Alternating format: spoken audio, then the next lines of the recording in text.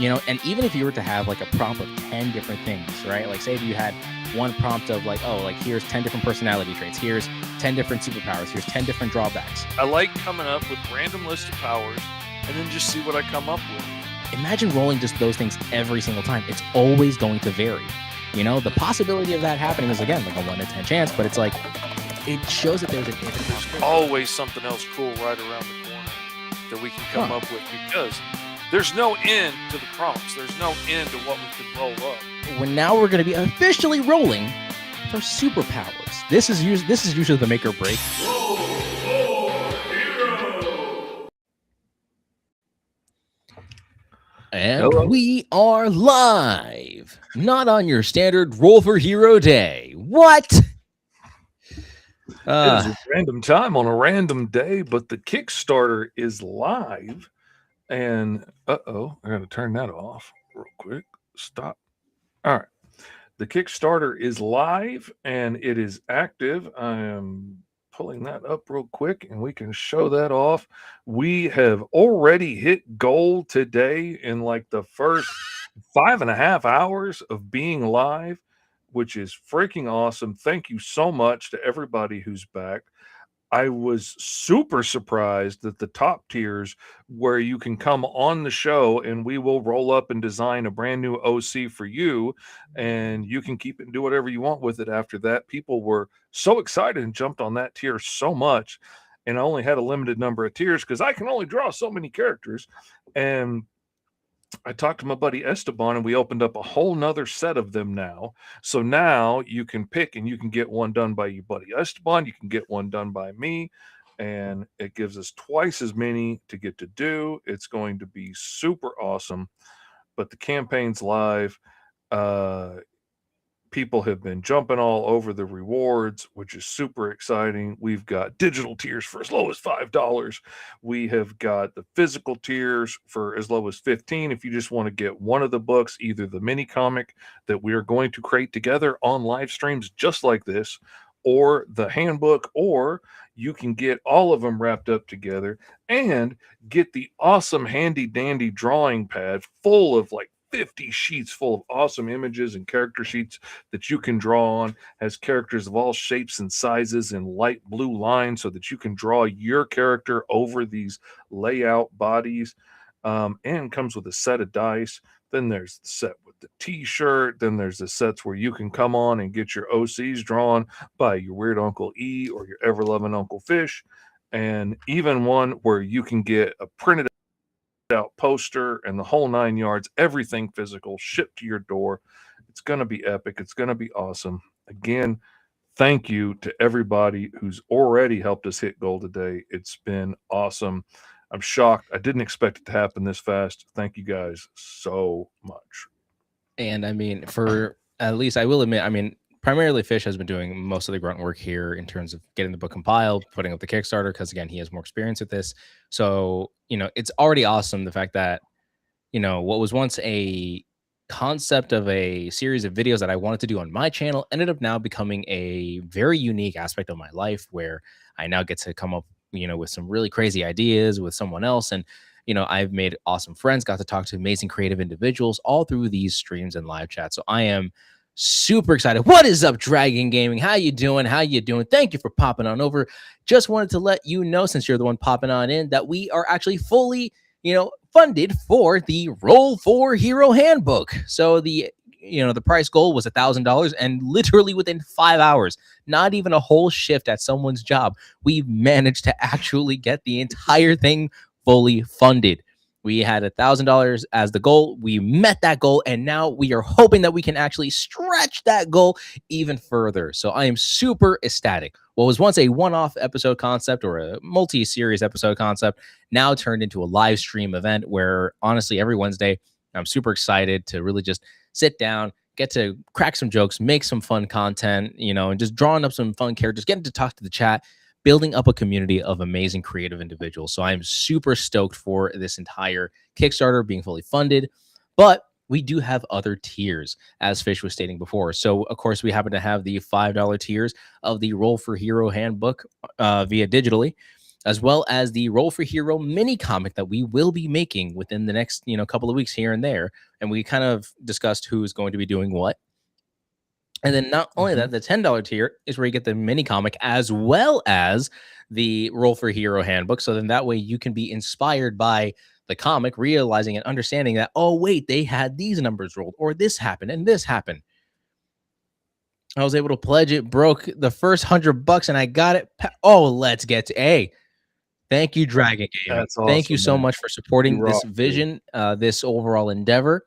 And you're going to be part of something that is going to be a lot of fun. It may not be the hugest influence, but I do know that it's going to make an impact in someone's life out there. So thank you so much for pledging and partaking on, just being part of this amazing creative journey.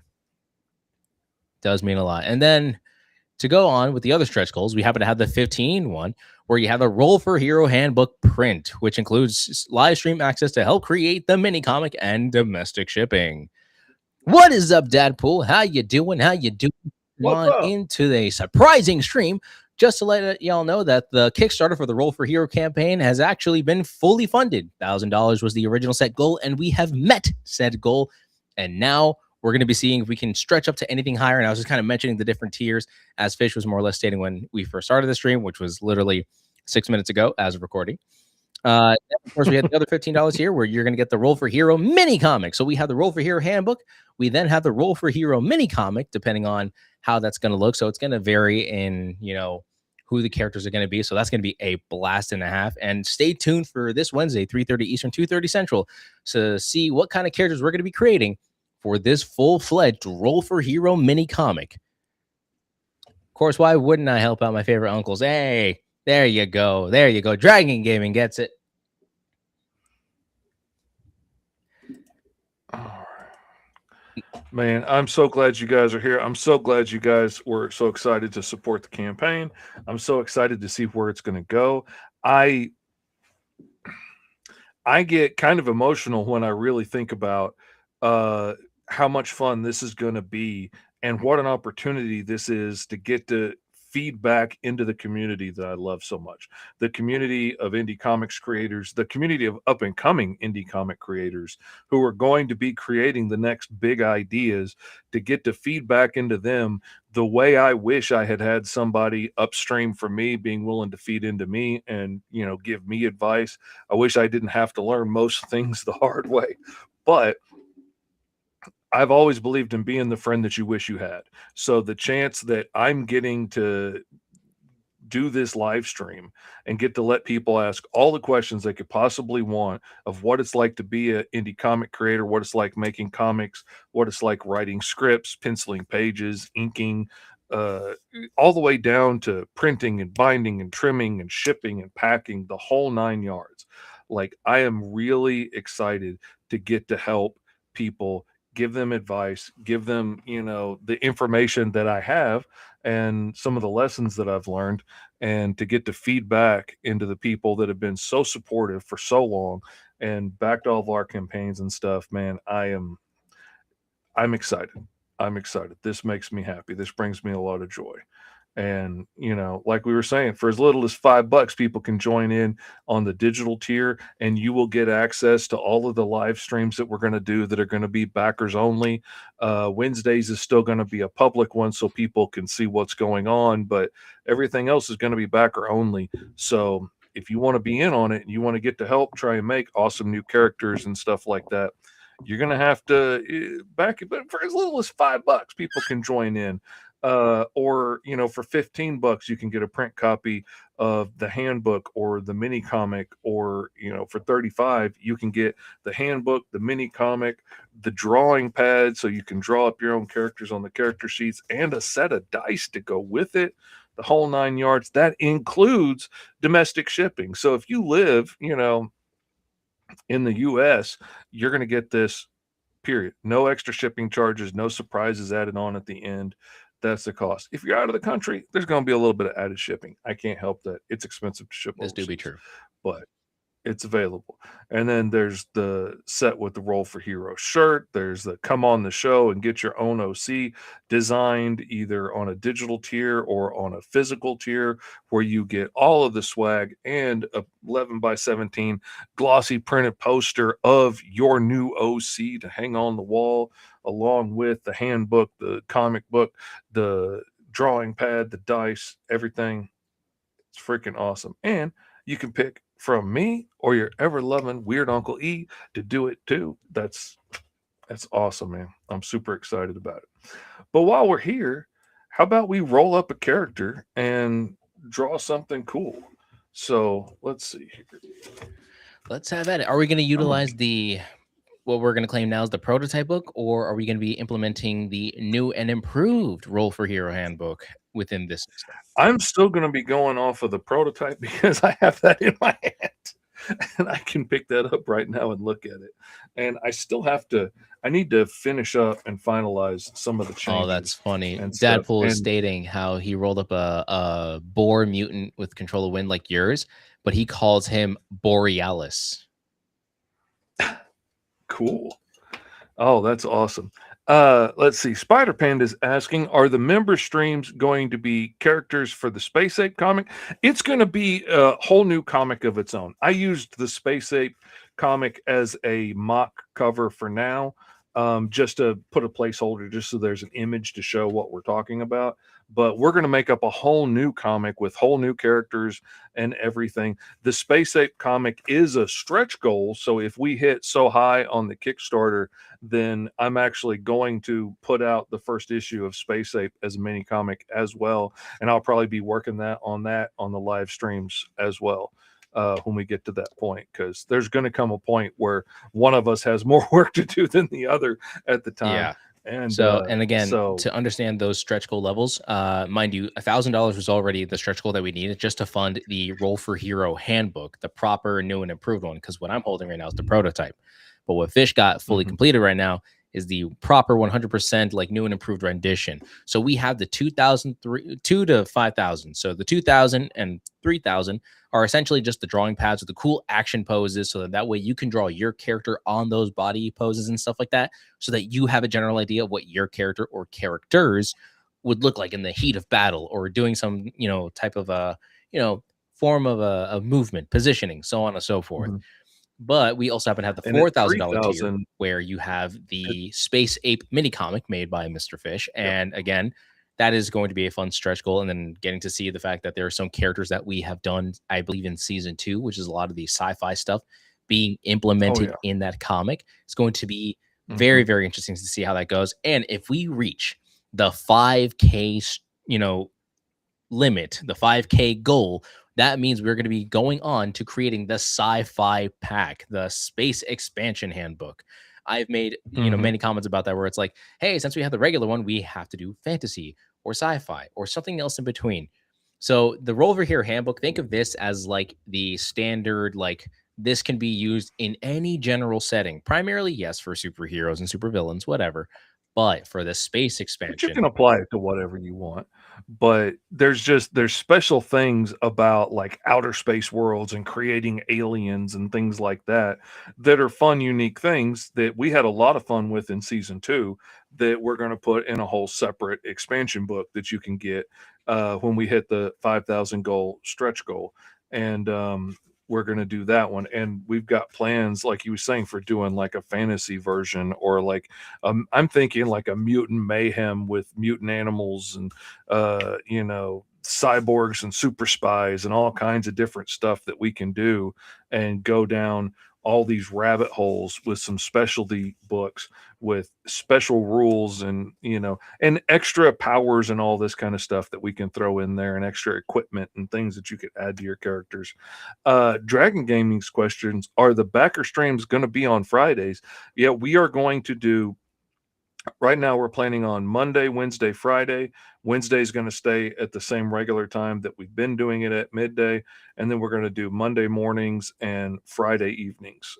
So that way, hopefully, depending on where you are in the country or the world and where your work schedule hits, hopefully you can either get in early or you can get in late on Fridays I want to give everybody a chance to get to come in and hang out and have a good time and learn and partake in the process. So that's our plan for right now. If it turns out that, I don't know, if it turns out that, 5:30 in the afternoon works better for everybody, we might just do that. But hopefully, hopefully the morning and midday and evening is going to work pretty well. We're going to give it a shot. We're going to see how that Yeah, goes. obviously this is It's open for interpretation. yeah, I mean, this entire as it is, Roll for Hero has been a very experimental show. I mean, Mhm. from its inception for me at least, because again, it was experimental for me because I was trying to veer away from public domain content because I was like, as fun as it was getting repetitive, and I wanted to try something a little bit new. So I was like, well, I have these dice, I have a dice tower, and I might as well just kind of give this a shot, see where it goes. And I'm glad that I was able to make that one titular episode that kind of kickstarted this off. And thankfully, Fish was like, oh, okay, if he's willing to do that, then like we might as well make it a whole fun streaming event and stuff and going from there. And then having this be, a constant part of our daily lives or at least every week is like, it's been a blast and a half. So I'm really happy about the fact that this show has gone off to be something else entirely different or going off into something that I was not expecting it to be. So I'm super excited to see where, Roll for Hero goes. I can't wait to see the other extension packs and all the other, books and all the other stuff. And I can't wait to see the other potential comic books, not just from us, but from you guys. I can't wait to see Oh comic yeah. books or comics via through webtoons or on Twitter or whatever they're going to be shown. Like, I can't wait for the day that those are going to be up and out there, and it's all because of Roll for Hero and how someone was like, I rolled this up, this was a lot of fun, I was stemming off of this idea, and now I have to make it. And like, I'm excited to see where these ideas are going to come from. Like, again, we could roll the same exact kind of character, but your imagination is where it's going to be a very, very different perspective. Like, season one for the both of us is when we took basically the same prompt, but we got to see how two different artists think. Like, one thinks more in the Mhm. modern cartoons, one thinks in the more 80s style cartoons fashion, or trying to go off of like different aesthetics, like being toyetic, being more on the animation side, repetition for comics, repetition for something else. So getting to see like two different minds work, but imagine what a whole community can bring. Like, every single one of y'all are so stinking creative.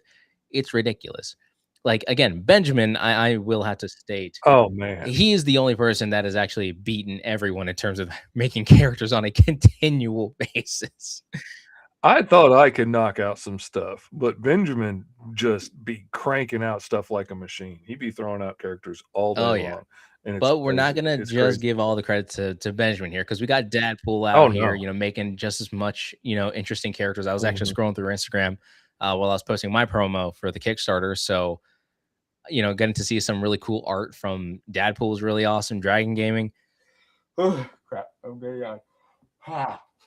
Trying to stay awake. There we go.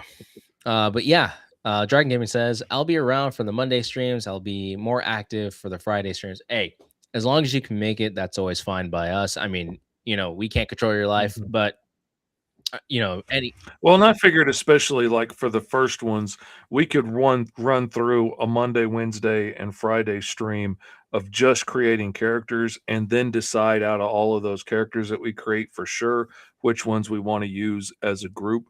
And that way, if there's some people that can only get in early and some people that can only get in late, they don't miss out on one of the core sections of, creating characters.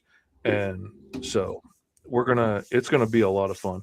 One of the characters that you did, Uncle E, that I wish would make a return is Crush Station. yeah, not gonna lie, I did enjoy drawing that character out a little bit here and there, and I would have done more with her, but again, I had a very much like uh I think more like an X-Men route with that, with the idea, because I had this idea like the mutants in my world would always have like white strands of hair, kind of like Rogue from the X-Men, and then that's like a Mhm. clear signifier. I was gonna go through a whole thing, but again, I was I'm here, I'm there, and everywhere. So now I'm kind of like locking in on two specific heroes at the moment. I'm locking in on my Spider-Man knockoff, the Grub, and then I'm locking in on, of course, Power Core. But right now, like the Grub is more of a more higher in priority because I'm actually working on more pages with this character.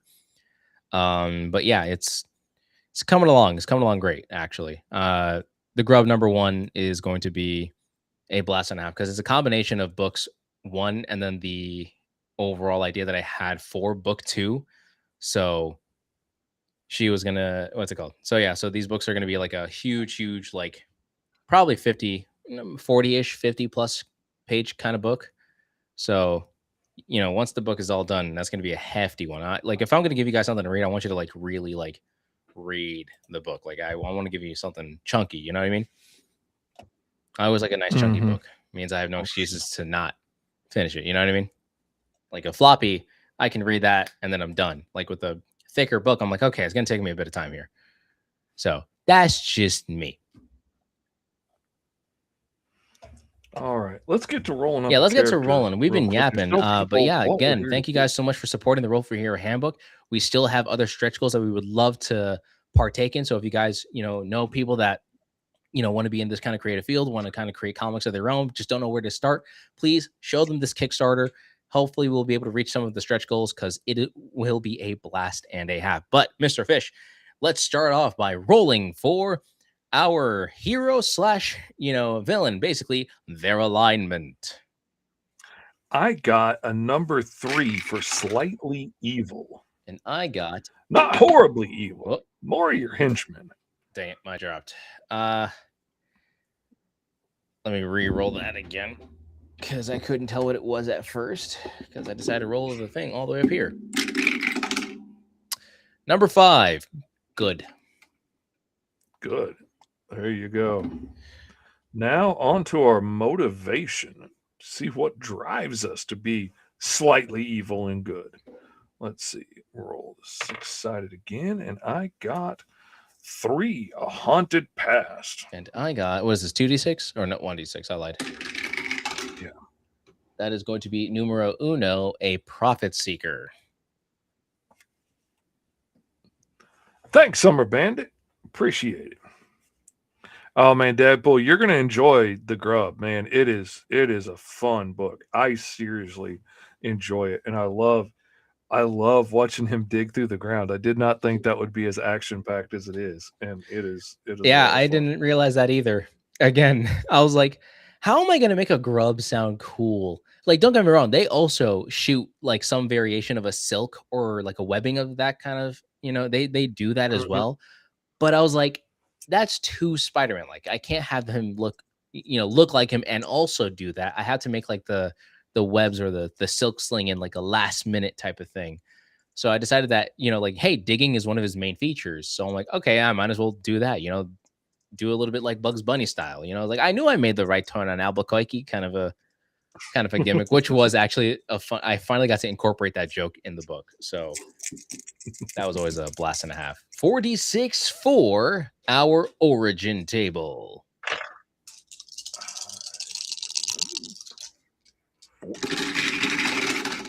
It's going to be numero 18. And I am a...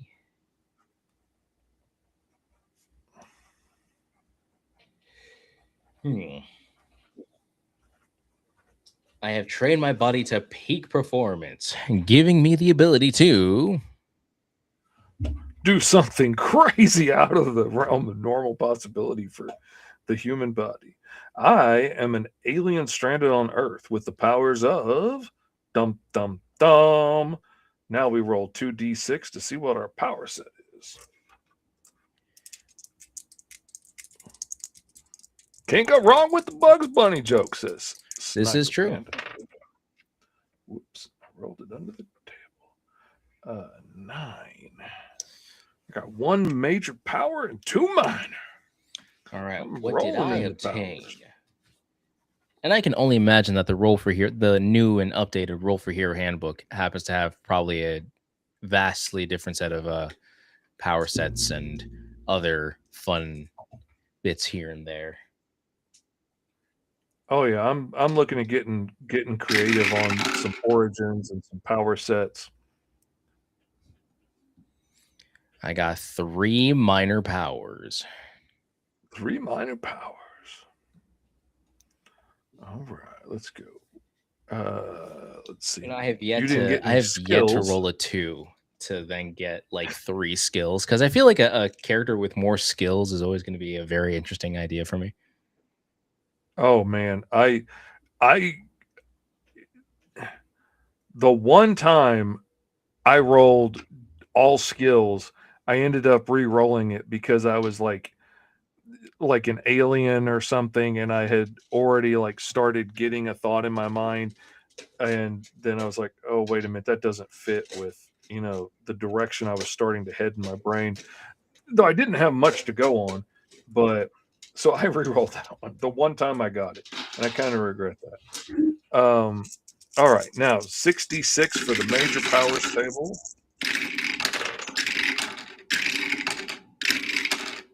Oh, this one got. There we go. So that's going to be 3, 6, 12, 16, 10, 20.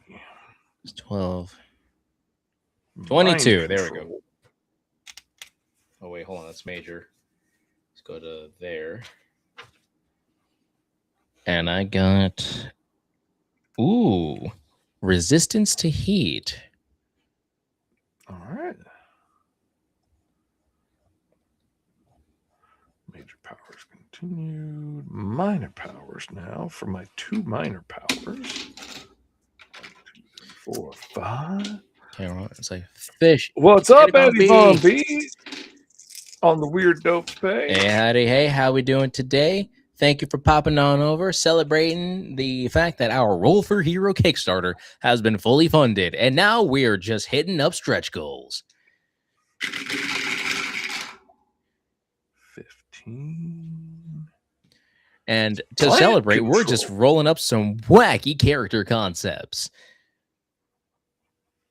All right, we got 2, 5, 10, 16, right? Did I do the math on that right? That's 2. 3 plus 2. Ooh, that's a low number. 10. Right. Yep. Sonic Scream. Ooh, interesting. Oh, okay. That's interesting. What you got there? Okay, I got mind control as my major power, and then as my minors, I got plant control and invisibility. Now, I'm curious. I like putting my things together and making it all work together as one. So I'm wondering if it should be I'm camouflaging myself with plants and stuff so that you can't see me, or should it be part of my mind control that I'm just convincing you that I'm not there and you can't see? What available sizes will the Roll for Hero shirts come in? Everything from like small to 5XL. If I can get it on Jiffy Shirts, you can get it. So, if you got to go above 5XL, no judgment. The make of the shirt might change a little bit because only certain manufacturers go up to like 7 or 8XL. But other than that, yeah, we can do whatever size. I'm gonna have to re-roll that because I got 22 again. You just really got that, pal. It's like I really am resistant to extreme heats twice. I'm so heat resistant, dude. Man, am I heat Like resistant. I could be chucked Man, to I'm the like, sun. That's how extreme of my. I'm asbestos coated cast iron. That's what I am. Man, I am so heat resistant. I'm like the tiles on the freaking space shuttle, man. Okay. The numbers are looking a little different. A lot of 5s. Oh, and we got Snake Eyes. What's up, Weird Stuff Inc? Hey, howdy, hey. If you haven't heard, we hit goal already. Oh, and now we're past goal. So we got We're 5 times 15. $1,010. We got numero 20, which is echolocation, which makes sense for my Sonic Scream.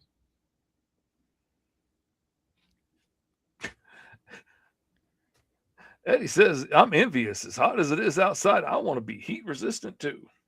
That's why I stay inside. Oh yeah, same here. That's why you don't see a lot of fish walking around outside. And I'm from Florida, Stay in the so water. humidity is going to Cool. get you here. All right. So, okay, Now for this my is going to face. be interesting because, okay, how am I a profit-seeking hero with these kind of characters? Why is it always profit-seeker? I swear, I can't tell if that's a sign of Christ telling me you're about to make money or something else. You're only in it for the cash, kid. You need to turn yourself around. You're ready for the money. Pass gold. Collect $200. Gonna be Alright, great. for my All right. modifier- So, what else we got? We got the modifier table. Thump, thump, thump. Man. Okay, I'm re-rolling because I have gotten this one a lot. What do we got? 12, and I got. Ooh, I got a nice ride. And that's the other one that I get all the time. But drawing a vehicle is always too much. I will admit.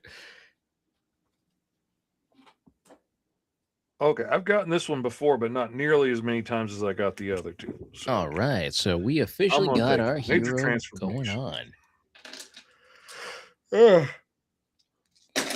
All righty. One of those kind of lazy days. So I happen to be a good profit-seeking hero who trained his body to peak performance, giving me 3 minor powers. Okay, it's kind of unique because I can see how, like, in a weird way, these powers kind of make sense. You know, because like with the echolocation, the sonic scream, like I may have been able to perfect my vocal cords to screaming at such intensive rates. So then, I can be able to shout, make people's eardrums bleed, and that way I can kind of, do whatever. Then, on top of that, my echolocation works alongside with my sonic scream, meaning that my character had to learn how to, enhance his hearing. Those work really well together. I couldn't have done any better. And then the fact that my character has a nice ride. I swear I just did a superpowered Batman with like See, Sniper Panda, he's got his hand on the wheel over here. He knows what's what. Invisible vehicles are an option. You could give him an invisible Jeep Cherokee or the invisible boatmobile from SpongeBob. Yeah, there you go.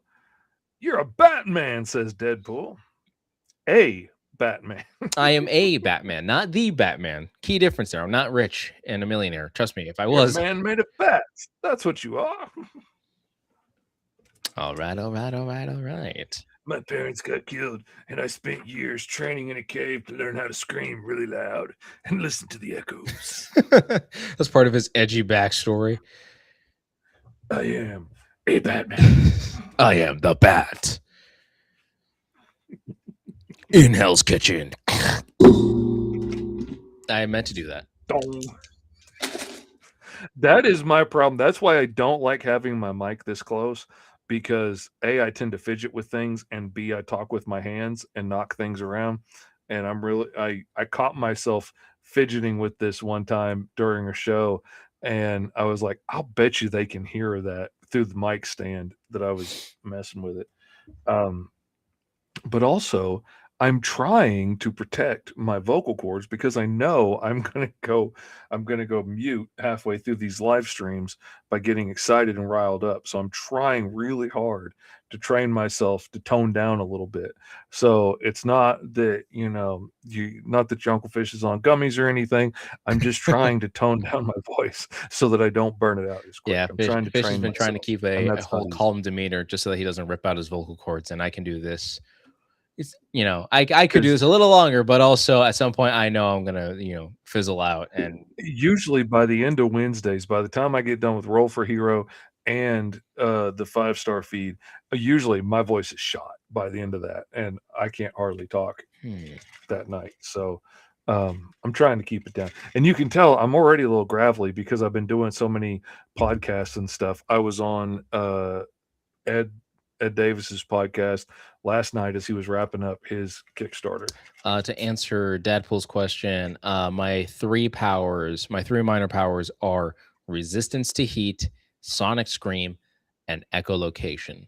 So those are my 3 powers that I have to try to figure out how to work with. And thankfully, my modifier was nice this time around because every time I tend to roll the modifiers, I always tend to get my powers are killing me. I have a time limit, and I'm like, those always stress me the crap out. That's literally the first 2 things I rolled up, and me and Deadpool were talking about this earlier. That is the one drawback, I think, to using six-sided dice in this is that, like, Deadpool put it really well. Like, if you have to roll, like, 3d6 for something, there's only, like, one way to roll a 3 or a 4 or a 5. Like, there's only one way to get that. There's a whole lot of ways to get the numbers in the middle. You can get those through a whole lot of combinations of dice, but you can have a 6 on one and a 1 on another and still end up in that middle zone.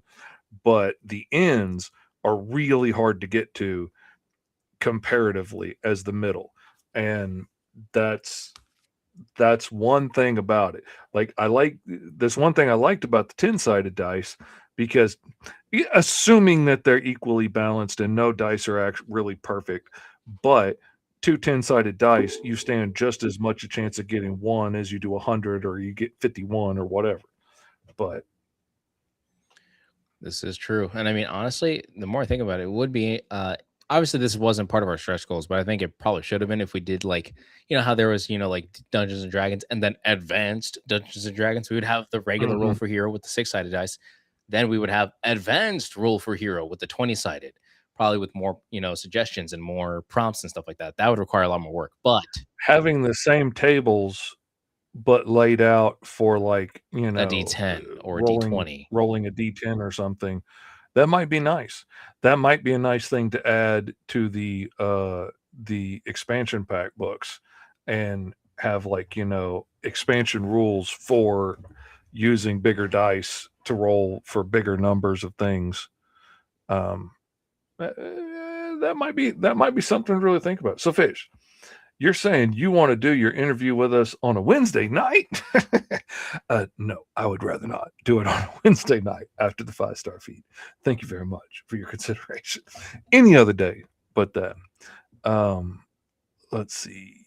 But we do need to schedule that because I'm looking forward to it. I definitely want to get on there, and I definitely want to talk about the Roll for Hero Kickstarter and everything.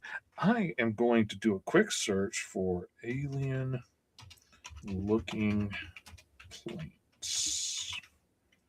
I know there is one island that is so secluded that all of its plants and animal life basically all evolved alone on that Madagascar? On that island.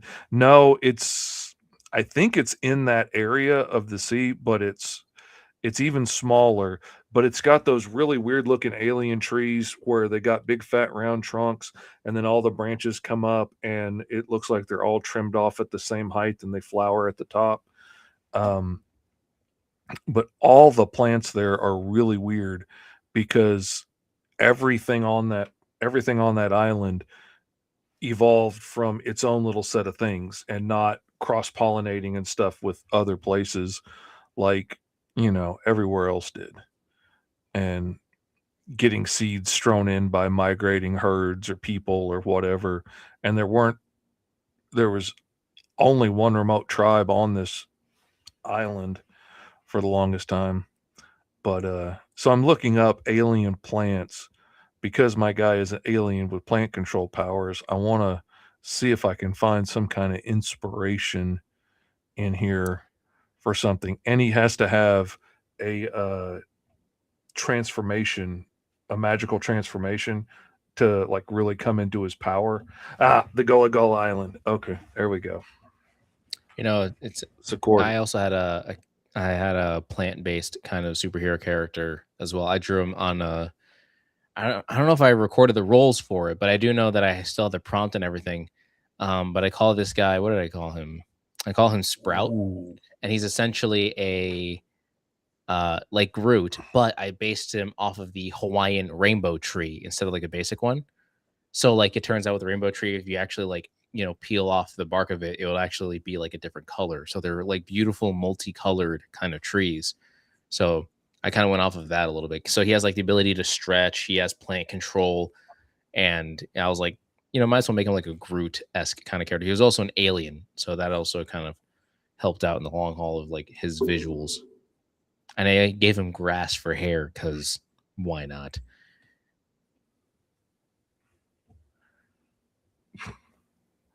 That was a joke from my childhood fish. Yeah, I caught that after I said it out loud. I realized what I was saying. But yeah, Sniper Panda came in with the actual answer. Not making fun of me because I'm streaming and drawing and not paying close enough attention.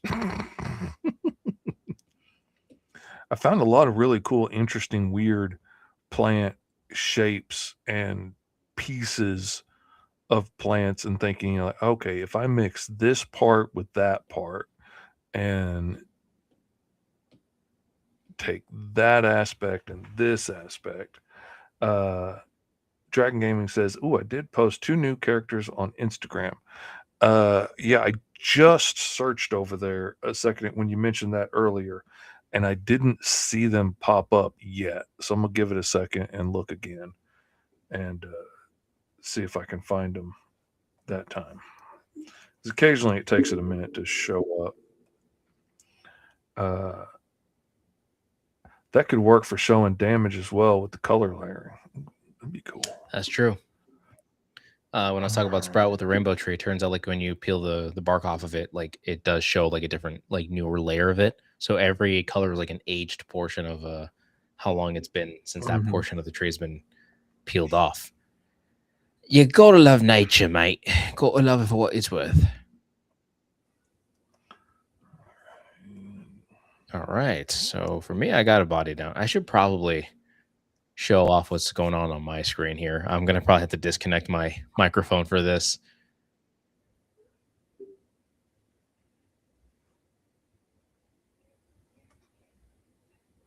Yeah, give me your Instagram handle, Dragon Gaming, and I will look it up.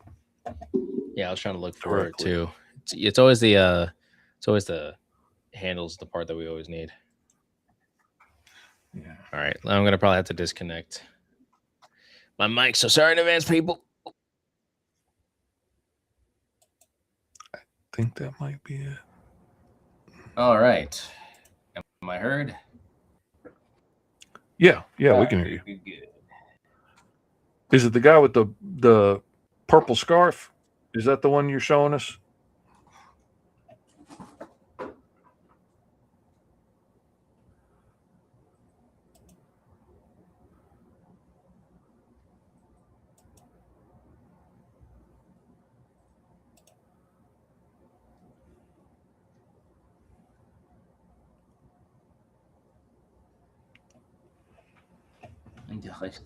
I want to make sure I'm showing off the right guy before I put it on. Let me do this because I think I found it. All right, now gotta just do a little quick thing here.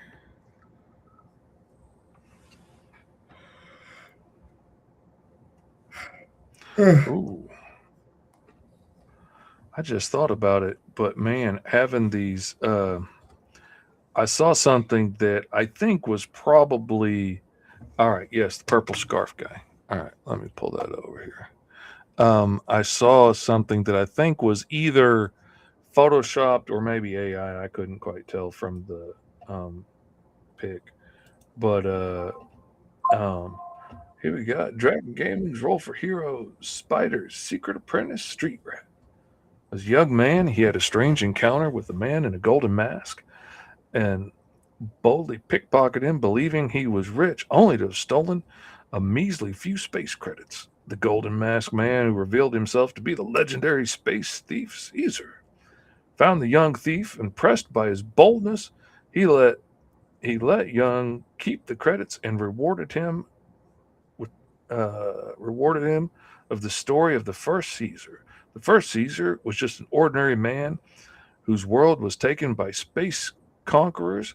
They took everything and left nothing behind. The man, fueled with need to to avenge his home, trained, learned to steal back everything that was taken from him.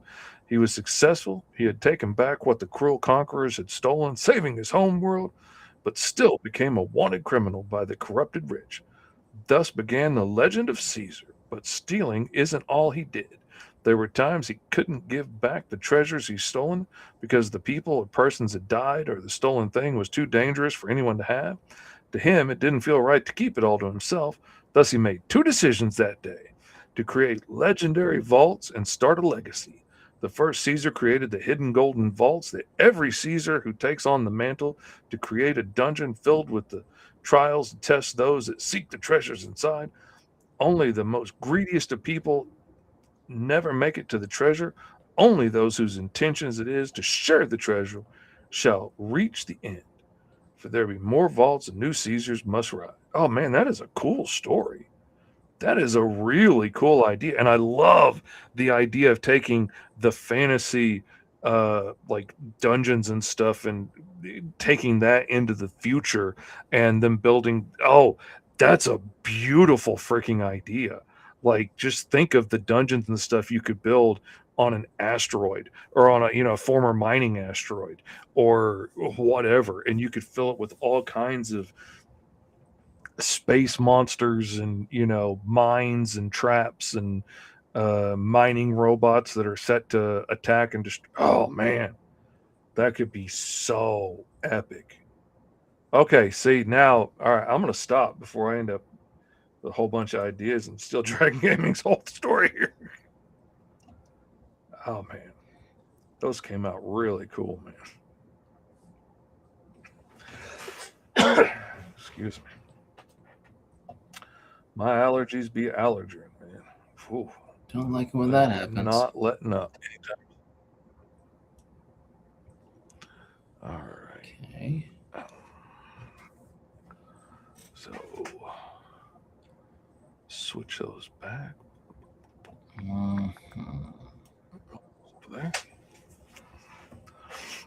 Oh, but as I was saying earlier, the thought of taking these cool leaf displays and making them like a mantle or mane on top of his head is a really cool idea. And the more I think about it, the more you could like change their shape and their color depending on his mood, like you would with a cat's ears or something.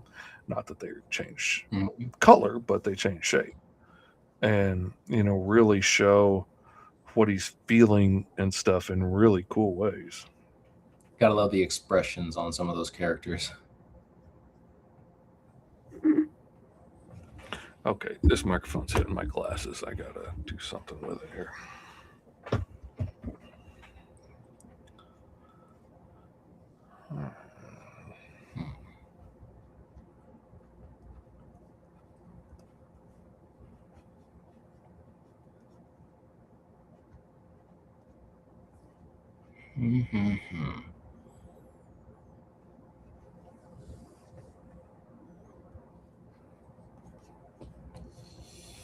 This is always a difficult part because I really can't tell what to do, like head wise, for this character.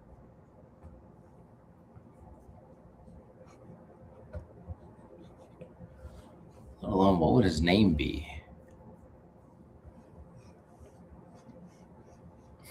The Blazing Banshee? The Blazing Saddle.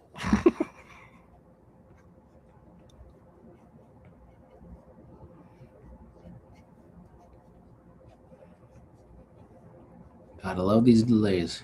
To think about it, oh man, getting hit with the exhaust stick. All right, now. You keep that nonsense to yourself. I don't need to be catching the yawns now.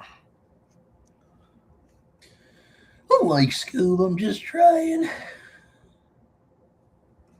Man, it is.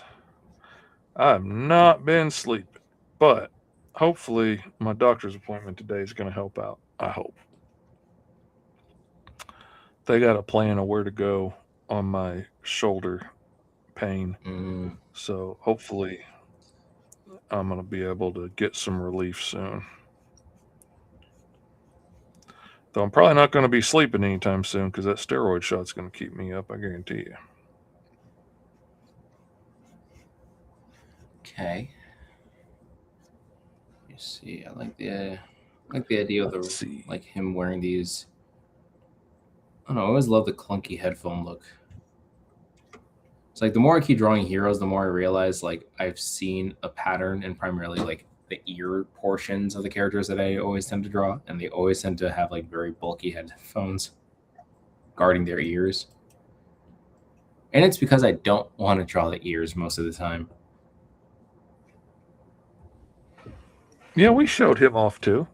Dragon Gaming with the gold mask and all. Yeah, we showed him. Archando.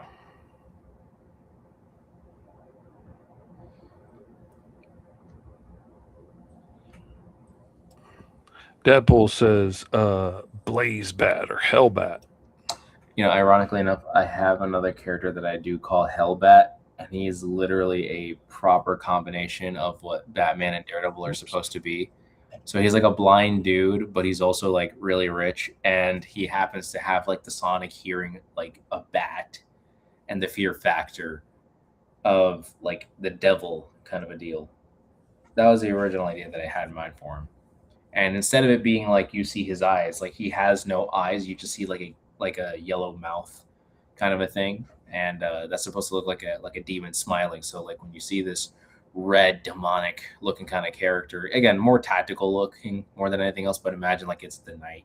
You see a red tactical demon looking kind of character with a yellow glowing smile. All right, you're done for. You gotta run. Ooh, Echo Fire. Okay.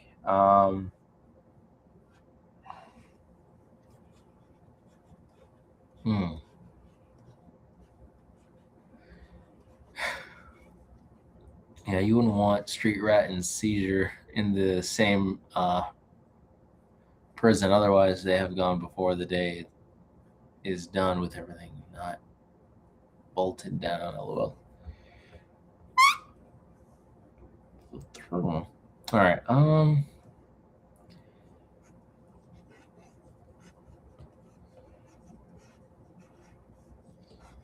Yeah, superhero gyms in this world would be really weird the more you think about it, because like, mind you, my character got his powers via through through trained performances and through like a trained set of like he had a training regiment that gave him the ability of sonic scream and echolocation.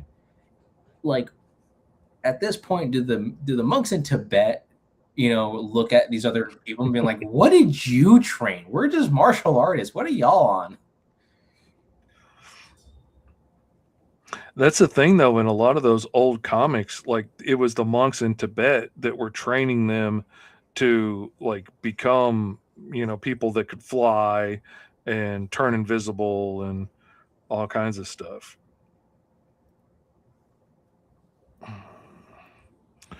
Blazing bat, not a bad idea, but I feel like definitely got to be careful with using bats at this point. Like, mind you, I'm already like on such a, depending on some of my videos, like they're always on the legal scarcity because it's like, you know, always talking about knockoff heroes here and there. Like the Grub, yes, is a knockoff of Spider-Man, but he is his own character to where it's like I could be safe with that. But I don't know. Bats are always weird. Like bats and spiders are ironically enough some of the most popular kind of animals to use in superheroes and villains. So it's really hard to kind of see where they go from there. Train the spirit of the bat. Definitely went to the Aztec universe for from what was it? Like the Empire. Basically, it was the Mayan rendition, like the Aztec Empire of the Batman story. Batman loves the Tibetan monks. Yes, he does. I use a Tibet training technique to keep my spirit alive while I'm, you know, buried alive. As one does, you know, just go to Tibet, learn some skills. I mean, I'm not opposed to the bat part of it. Them monks just be handing out the information. No, for real though.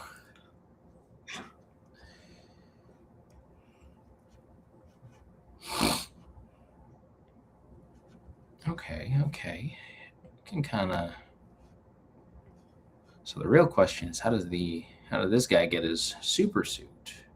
It's always one of the more interesting aspects of like how a superhero gets their suits. Some are government official, some make it through the fact that they're high tech advancements. Then you got guys like Peter Parker having to just hand sew their whole suit together. Anyways, Are you still on third shift, sir? no, today's like my proper official day off. I did my third shift the other night on Saturday night. So I'm still kind of fine. It's been all over the place, job wise. Just you're trying to get into the one position, but it turns out they need more part timers for that instead of full time people, which make sense.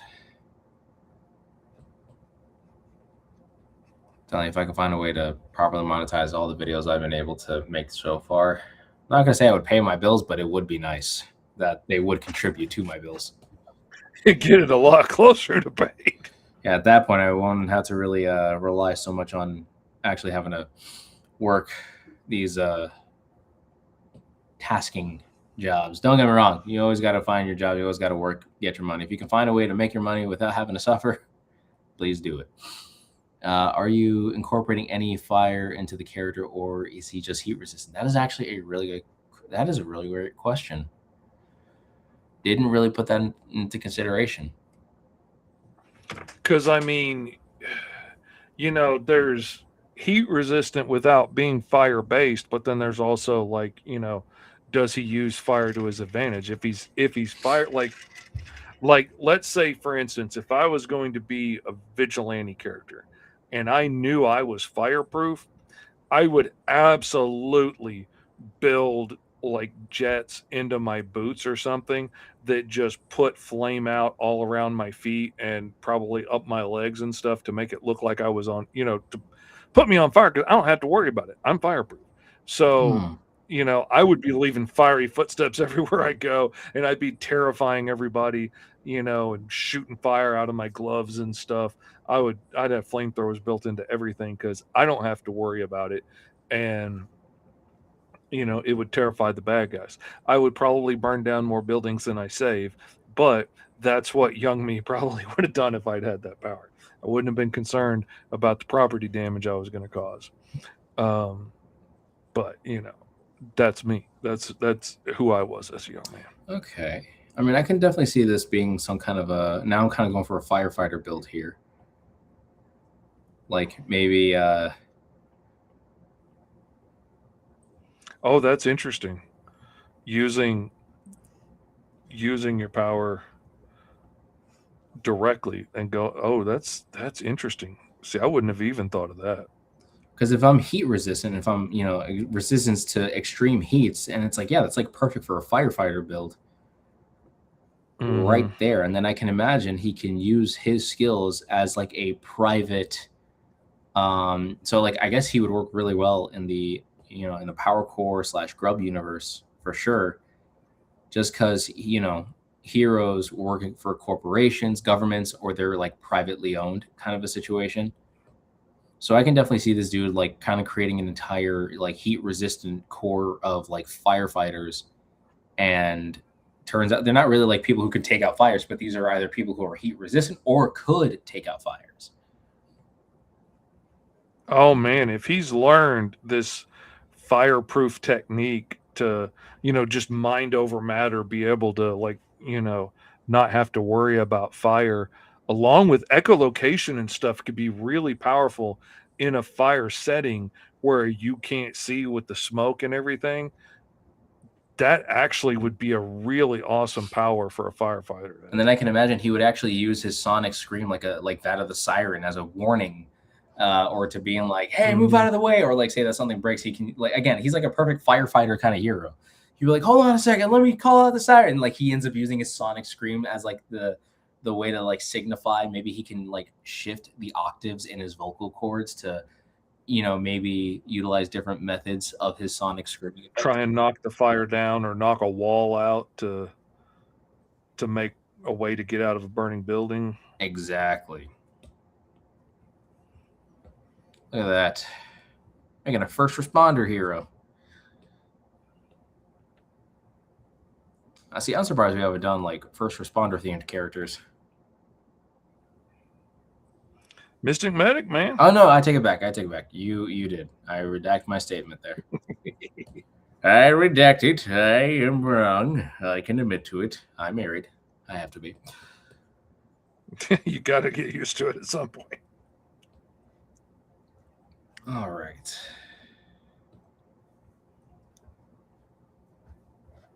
And then we're just gonna.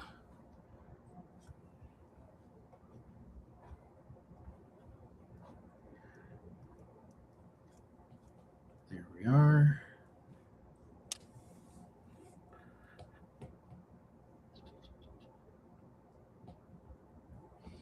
Yeah, I don't know how firefighters do it, man. I got a cousin, my oldest cousin. He's a firefighter for DeLand. Shout out to my cousin there.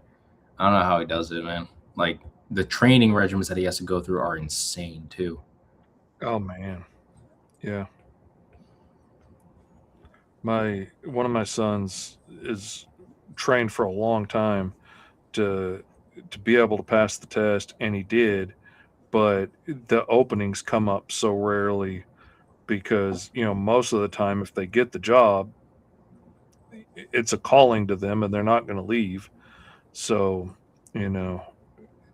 he passed and everything, but there wasn't an opening, and his wife is really nervous about the thought of him doing it, and is really against it because she's worried about it. And understandably, it's a dangerous job. It's in the description of the job. Yeah, and validly You're not so. running from fires. I mean, thankfully, my cousin doesn't got it. Like maybe he has. I'm not fully sure. Again, he hasn't really gone much detail talking about what he's done during his time or his continual time. But what he has more or less stated is that he has met a ton of druggies and stuff. Mm-hmm. And if the firefighters I know are any indication, he probably won't talk about it a lot, because that's the other thing that they don't talk about when they're like, what do you want to be when you grow up? Is you see a lot of really, really rough things, because they don't just go running into burning buildings. They also are, they're doing cleanup and stuff at car wrecks all the time and stuff. And one thing that really had just really shook me to my core was my buddy Bill from church that, we'd go out to breakfast all the time and stuff. And I always kind of joke whenever I go out for breakfast with Bill or something, and I come back and I'm telling a story or something, I'll be like, yeah, I said this. And then Bill said, well, I don't know, because he whispers almost everything that he says. He just talks in a low whisper all the time. And I was kind of thought it was funny, and it was a funny mannerism of my friend, and I would instinctively copy it without meaning. I wasn't being mean about it, just that's the way he talks. Just like I have another friend talks like this. And when I say what Steve says, like, well, and I tend to talk like him. But I was talking with an old friend of Bill's one time, and he was like, yeah, Bill didn't always talk like that. Bill used to be the life of the party. He got real quiet after years of working for the fire department. Yeah, I can imagine it does something to you. So many drunk driving accidents and stuff, and his unit is right by a big crossover in the interstate at Little Rock, where everybody's coming in from the outside towns to go into Little Rock for work, and his station is right there at that transition, so they get called to a lot of accidents. Yeah. Dragon Game said first responder should be his name. Not a bad idea, but I do feel like that'll be a really intensive, name there for someone who's a firefighter based character, because that could also go for other kind of responders too. So not against the notion. Maybe he should be part of a team that is called the first responders, and you have like other guys that are more akin to. I think that's probably the way to go. Like there's Because then that doesn't make him sound like a showboat.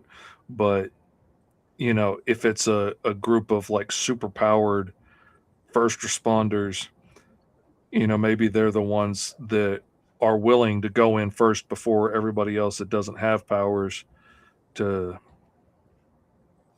try and protect everybody or take on the most dangerous cases, when it's a fire at the chemical factory and the um the workers and the scientists and stuff are coming out mutated from the fumes and stuff from all the toxic gases that are burning inside, then you call in the first responders. somebody call in the first responders. It's like I remember there was that G.I. Joe Rescue Heroes line of toys.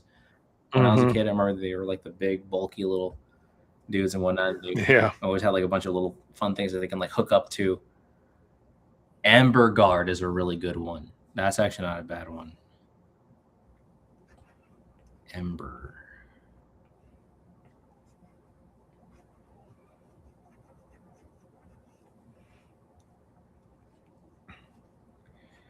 Yeah, I guess I don't want to have to show off too much of the muscle there. So maybe this is like an exclusive like firefighter, like a firefighter's like training method. Maybe this is like the one dude that actually got to learn how to utilize some very specific training techniques to then become the proper hero needed to battle off or to more or less help rescue people. And maybe he is probably seeking profit through government assistance, being a proper licensed like government official and using those profits to actually build up more. So that's the reason why he is a good hero, because he's actually, doing good by the community and ensuring that, he's going to help them as best as he can. So I can definitely see that. Oh yeah, but then also like no fireman is doing this. Well, I mean, no, there are volunteer fire departments. I take that back. But most of your firemen would like to get paid for risking their lives Yes. to do this. They want to get paid a good wage for doing that. If it doesn't pay more than flipping burgers, then you could just go flip burgers. Yeah, that is very true. But I mean, it's a government job. Government jobs got the assist, all that kind of stuff. So it's more like it's a mixed bag depending on who you talk to. And not everybody that's doing something with an idea towards profit is necessarily bad. It depends on what he wants to use that profit for. Exactly. Kind of like Batman. He is If a he's profit-seeking hero, but mind you, he's using that money to try to give back to Gotham. But it just turns out that him giving back to Gotham, it also gives back to him. So that's why he continues to, be the hero fighting crime in Gotham City, knowing that he's using his money as a benefit to his city rather than him just being like money, money, money, money, money. If anything, he's trying to give away money. And yet in return, he's always getting it back because he's giving back. That's the one thing that bothers me when people skip over with Batman. Like, he's just beating up on the poor. Like, well, I mean, he does beat up on criminals, and people don't just, most criminals aren't just born evil. They, get the disenfranchisement and whatnot. But that also belittles all the time that he spends helping people recuperate and, investing in programs and stuff to try and make Gotham a better place. One person with all of his money can't undo the corruption, the mountain of corruption around him in Gotham that's systematic. But and when that can't, then when all else fails, then he goes in fist blazing. But he's not just out to beat up on people. He clearly did not deal with his parents' death in the most Healthy manner. healthiest way in the world. But he is trying to make a difference, I think. I may be jaded from years of, superhero propaganda telling me he's a hero. I'm willing to admit that there might be a little bit of that problem, but I think it's also disingenuous to not give him credit for the good that he has done through multiple writers over the years. Not just a one-off thing, but it's a regular part of the story that he spends a lot of time and effort trying to make Gotham a better place and trying to help out people, giving guys a chance when they get out of jail to get a job and get a fresh start. And, and even as far as taking former criminals and stuff under his wing and helping train them to do better and stuff. Like, I really loved the arc with him and Plastic Man and Batman the Brave and the Bold. I thought was a really beautiful look at a Batman that had a comical sense of right and wrong, and hammers of justice, blah blah blah. Like, I mean, he's the epitome of I'm going to beat the evil out of you as a Batman. Yep. But him taking Plastic Man under his wing and feeling responsible for not being able to save him from the accident that gave him his powers, and taking responsibility to train him and help him be a hero was beautiful. Definitely is a very moving especially like if they ever took it to a very like deeper meaning to that, like that could hit real hard depending on like who you're talking to. Mm-hmm. And I love the fact that my personal favorite part of that whole story arc is the fact that Plastic Man never gets it 100% right. Like, even at his best, he's still like, trying to sneak a little bit of the money away. Like, he's still got those instincts of, money, money, money, money, money when he sees it. But, he's trying to overcome that. But much like, an addict or an alcoholic, like, he's trying to do this one day at a time. But, it's really tempting. And when it's right there, it's really hard not to slip. And Batman never is like, see, you've just proven that you're the, the criminal element that I always knew you were. And, throw him and lock him away. He's always like, come on, put it back.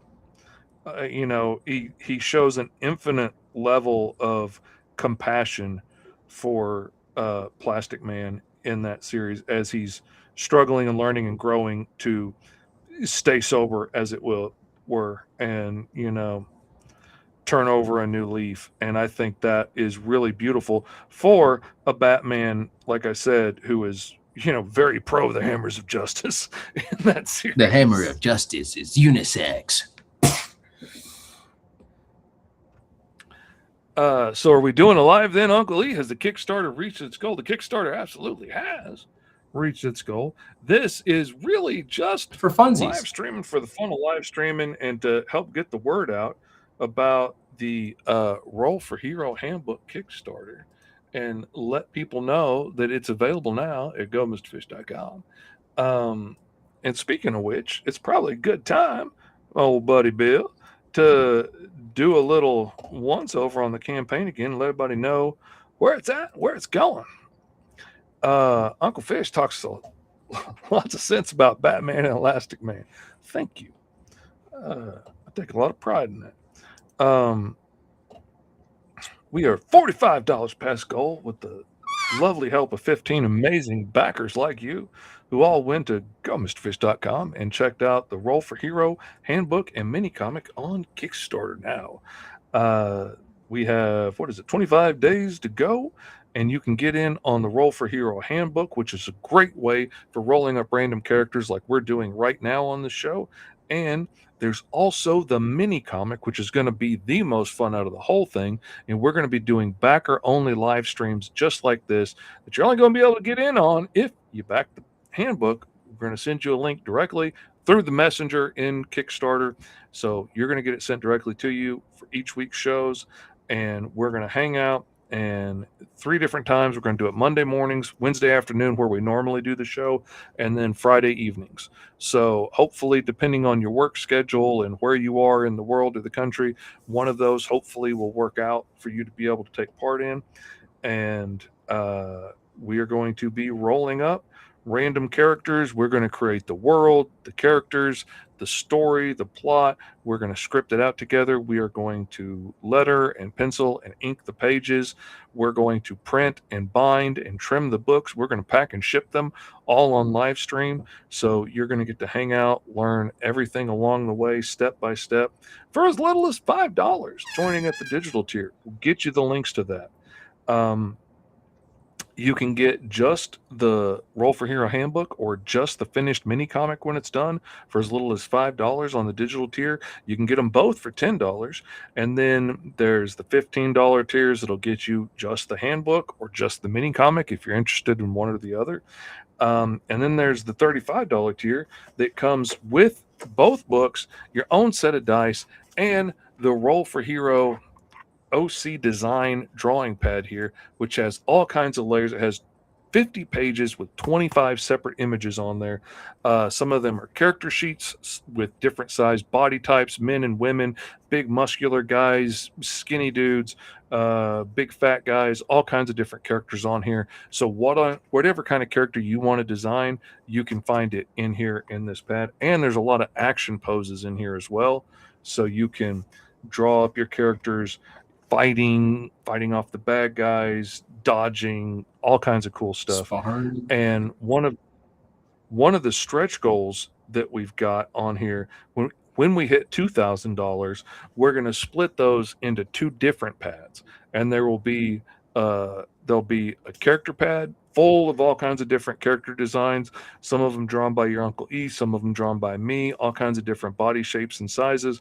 And then there'll be a pad of just action poses. So you can just flip to there and find the right action pose that you want to draw your character in, and then draw over those light blue lines with whatever tools you want to use.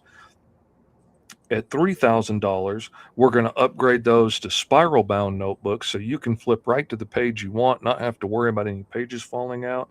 And then at $4,000, we hit that stretch goal. Then we are going to do the first issue of the Space Ape mini comic as well, and probably do that on live stream as well. And you can hang out and get to see that come to light with characters that we rolled up from season 2 with all the space characters, probably with one of the characters that I rolled up from the Roll for Hero handbook that came out really cool and blended into this world. And at 5,000, if we reach that far with the stretch goals, we're going to release the Space Expansion Handbook, which will basically be all the rules and tables and stuff to roll up from season 2 for rolling up your own aliens and all kinds of characters, and give some lowdown about the world that we created there. If you want to make characters that fit within that world, we can tell you about the heroes and villains that we already created and what those organizations are like. And maybe you want somebody to be in the Cosmic Coalition, or maybe you want to be, a gun runner on the fringes, cutting deals with the Deceptiles on the, edges of the law, or maybe you want to work with the bad guys. And so that's going to be really cool. And then we have milestone rewards that we're going to be unlocking for every 50 backers that we get. And starting with the Roll for Hero sticker, it's all going to be 3-inch stickers that all the physical backers are going to get. And so 50 backers, we're going to unlock the Roll for Hero logo. At 100, we're going to unlock the Uncle E sticker. At 150, the Uncle Fish. And if we get to 200 backers, which would be awesome, then whatever the hero of our mini comic is, that will be the sticker that we do at 200 backers. So there we go. There's the spiel for the Kickstarter. I hope you check it out at GoMrFish.com now and check it out. And if you're on TikTok watching, I apologize that we can't see your comments. I tried logging in and I can't see it. I can't get to it to be able to watch the live to see if anybody's commenting. So I apologize for that. Yeah, but I'm super excited to see where this whole Kickstarter, adventure goes. Again, this is my first time being a part of a Kickstarter.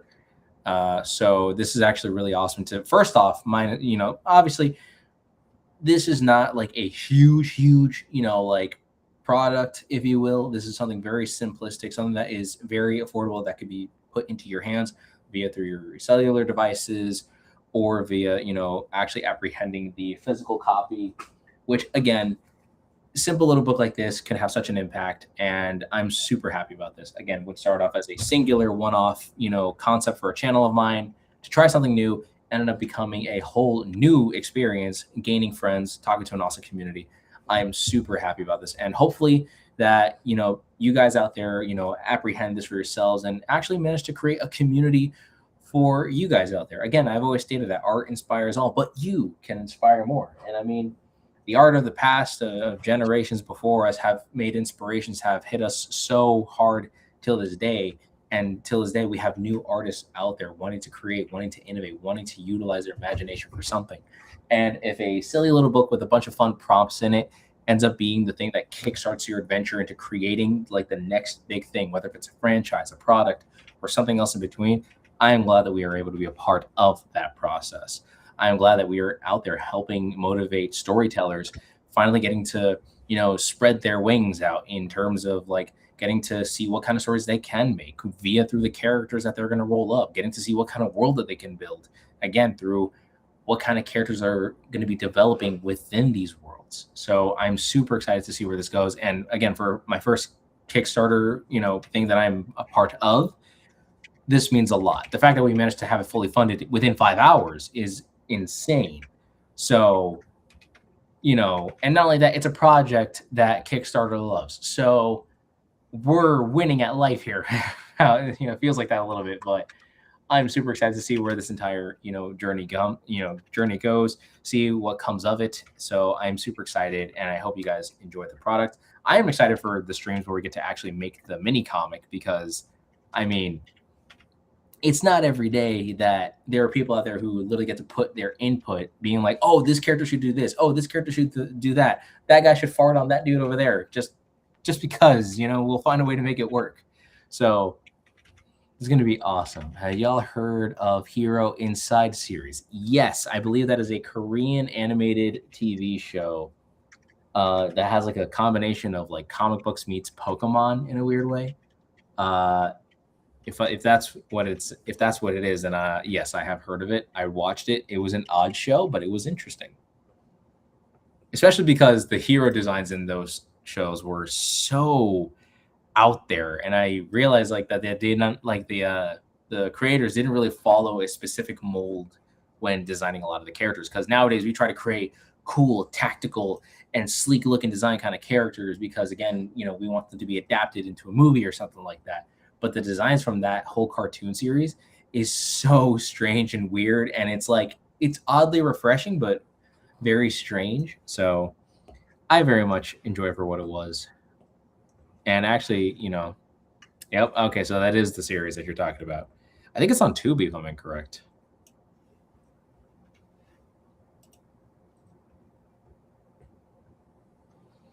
Yeah, I never thought I'd actually get to enjoy a character named Crying Man, whose superpower is the fact that he can literally cry and shoot, like water beams out of his eyes.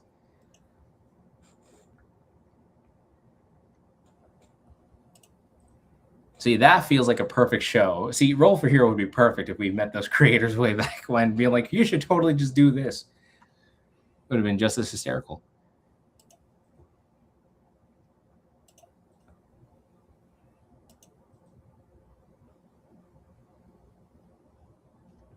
All right, guys coming together. He's like a very tight knit firefighter over here. Okay, to answer Dadpool's last question, I just added it as an add-on. So if you want to add on OC design from Uncle E onto the tier that you already got, you can add that on now. I set that up for you. All right. It's limited, so if you want to get it, you better get in on it. But because we can only do so many of these. I mean, we could open it up for 1 million of them, but actually getting those done would be hard. Oh yeah. And it's one thing, you don't want your Kickstarter rewards dragging on, for 2 years to try and get them out there and get them finished up. So what we can finish up in a relatively quick timeline, along with everything else that we're going to be doing on the shows, was my goal. You're welcome, man. Henshin Kamen Rider, firefighter. Yeah, at this point, it's like a Kamen Rider firefighter. Or the Common Firefighter. I tried making that work. They're all based on bugs. He'd be Firebug. Right? That gives off the wrong vibe. No, Actually, you see, I'm a that bug that fights fire. Yeah, that's not the way it comes off, man. You just don't get it. Focus test says. Nah. Well, That would be a funny book right there of like a hero with no name, like some of those pro wrestlers that are trying to make it but just can't find the character that fits right, and they keep coming back as somebody different every time, and your hero just keeps trying on all these different names and personas and maybe even high-tech gear to make it look like he has this power or that power. um, like, yeah, the public's just not buying you as an ice-based hero. They just don't.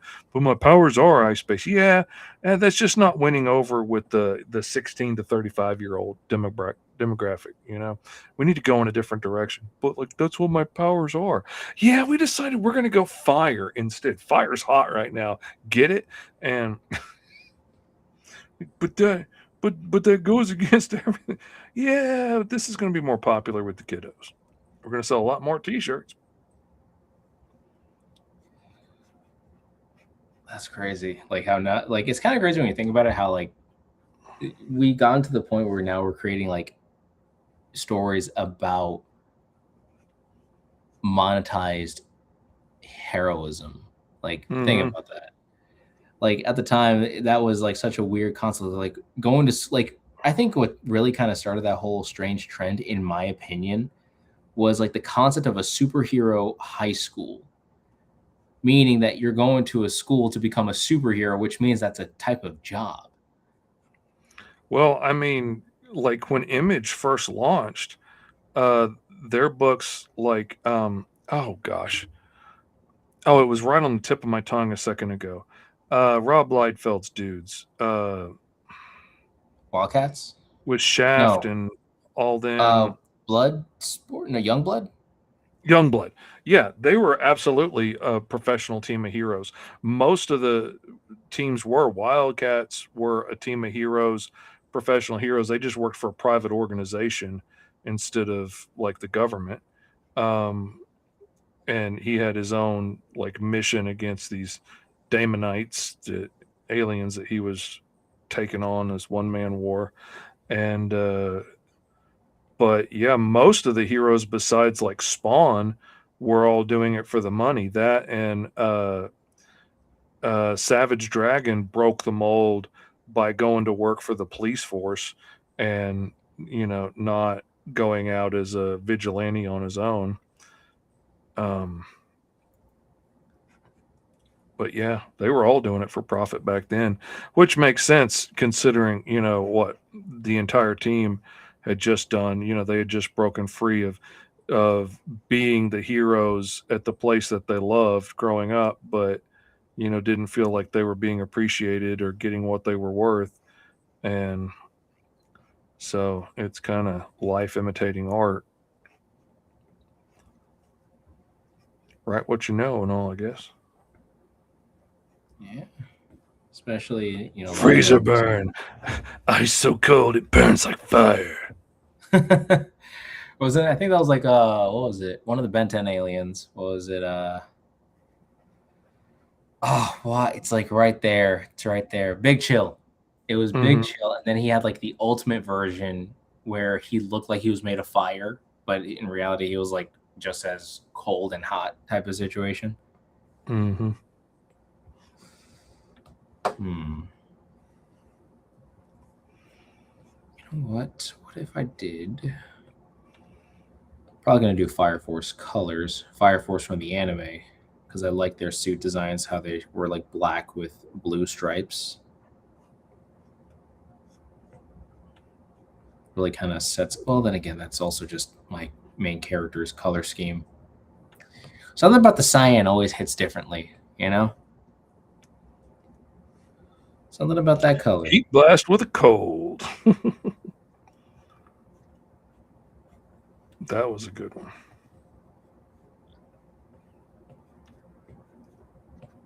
I love me some Ben 10, man. I was not a kid at the time, but I sure enjoyed it with my kids. An unintentional ripoff of Dial H for Hero. I don't know how unintentional, but it was definitely a beautiful reimagining of the idea and took it in some creative new ways.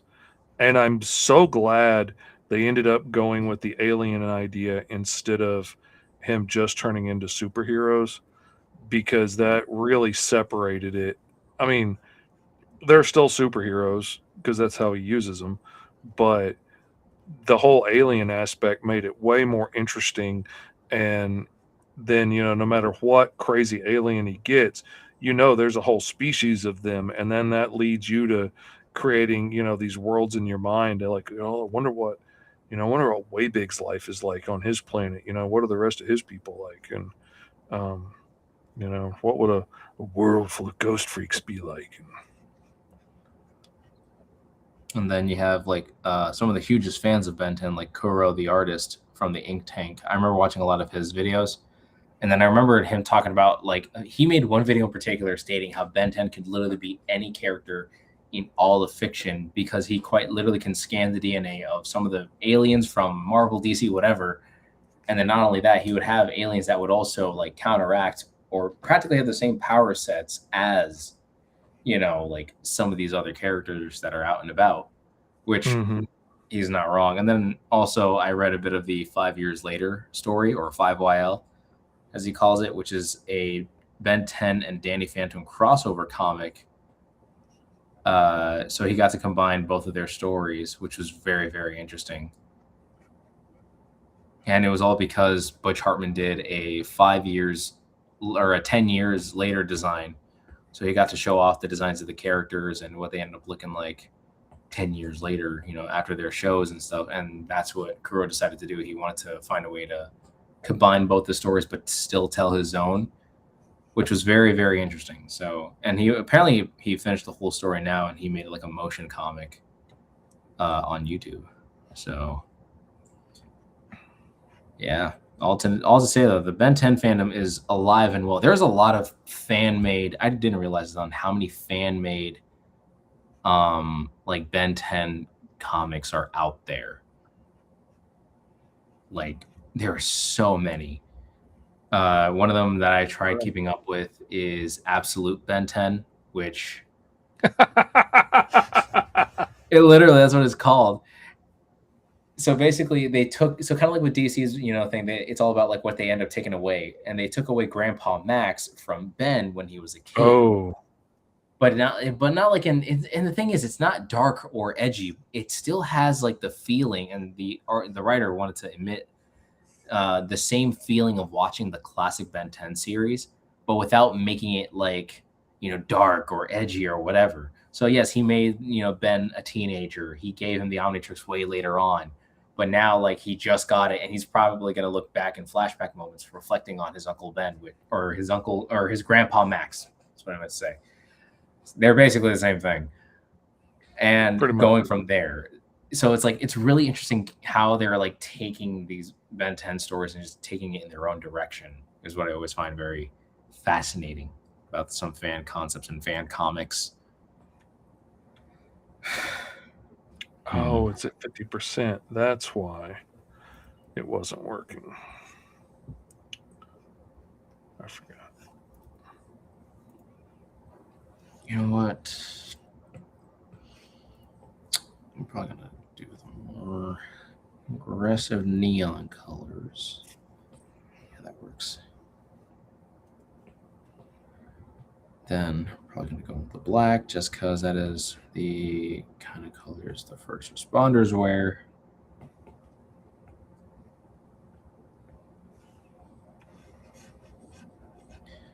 They want you. They want you. They want you as a recruit.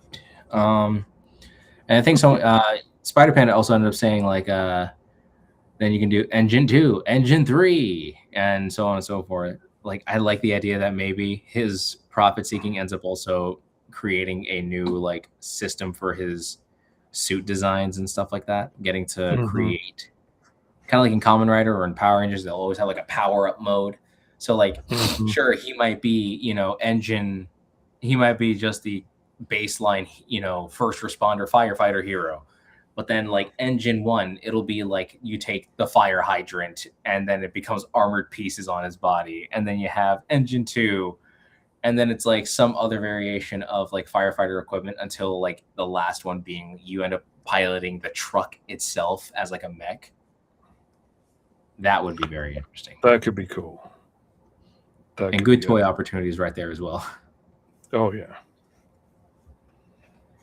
Gotta love the toy opportunities.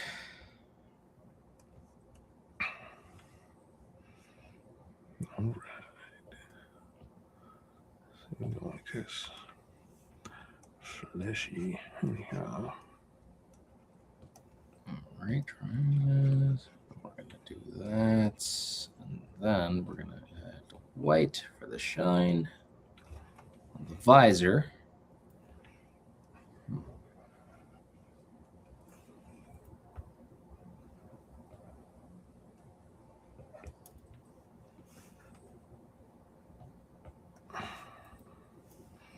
Boom.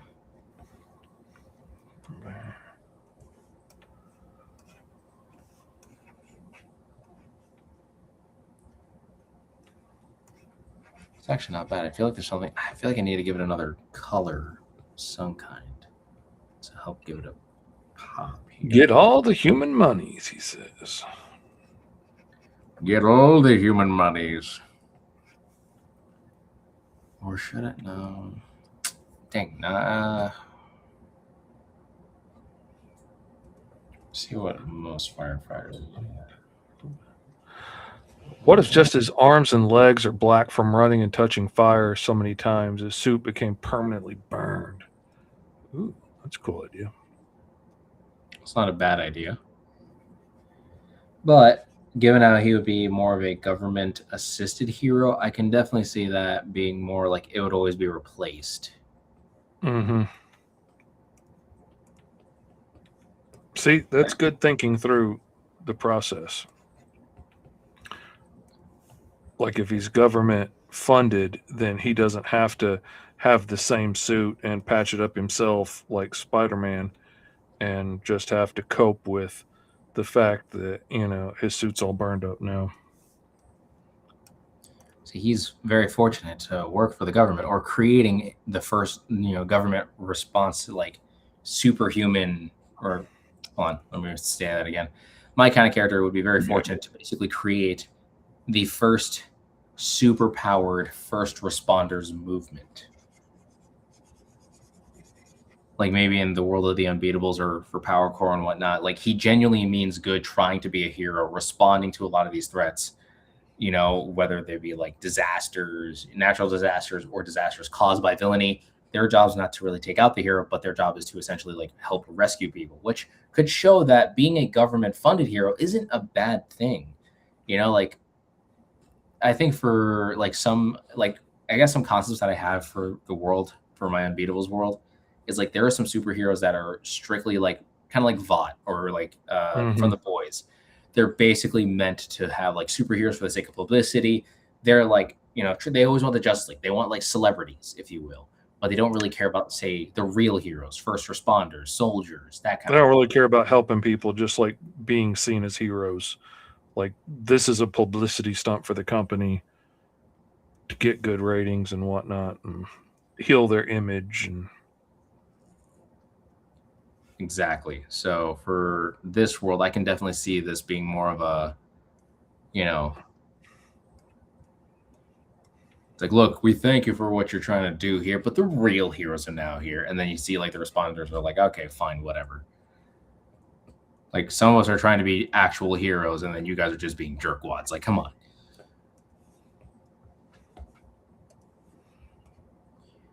See, I feel like at some point, and I think that's what a lot of the, like the deconstruction era of superheroes have always been. A lot of them have always been trying to like implement that concept of like if Superman was to be real, they would make him violent or this, that, and the other. But it's like there are people out there who are firefighters, yes, for the sake of money, but then also they were probably inspired by, say, someone that saved their life way back when. Mm-hmm.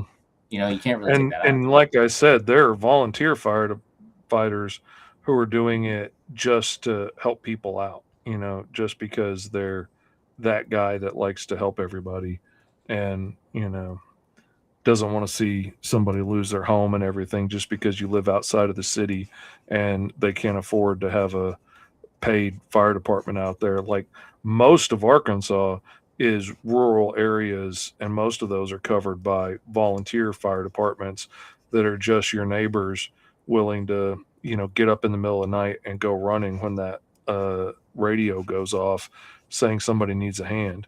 And yes, occasionally some of those people are just people that, you know, want the power trip of being able to say they're important or drive around with a flashing red light on their car. But most of them are people that genuinely just want to help and make the world a better place. And those people are very admirable, and we should, you know. And they put a lot of money into that stuff. You know, just getting your car rigged up to, you know, be able to have the lights and stuff to be able to run like that can run hundreds of dollars to get that all set up. And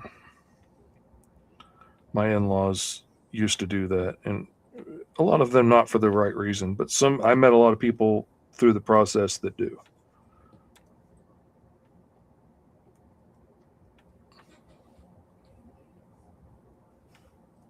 And we love them for that. So then we got Weird Dope saying, Mr. Fish, does your character have the diarrhea lettuce? That would be a crappy power, you know, but I'm bummed. LOL.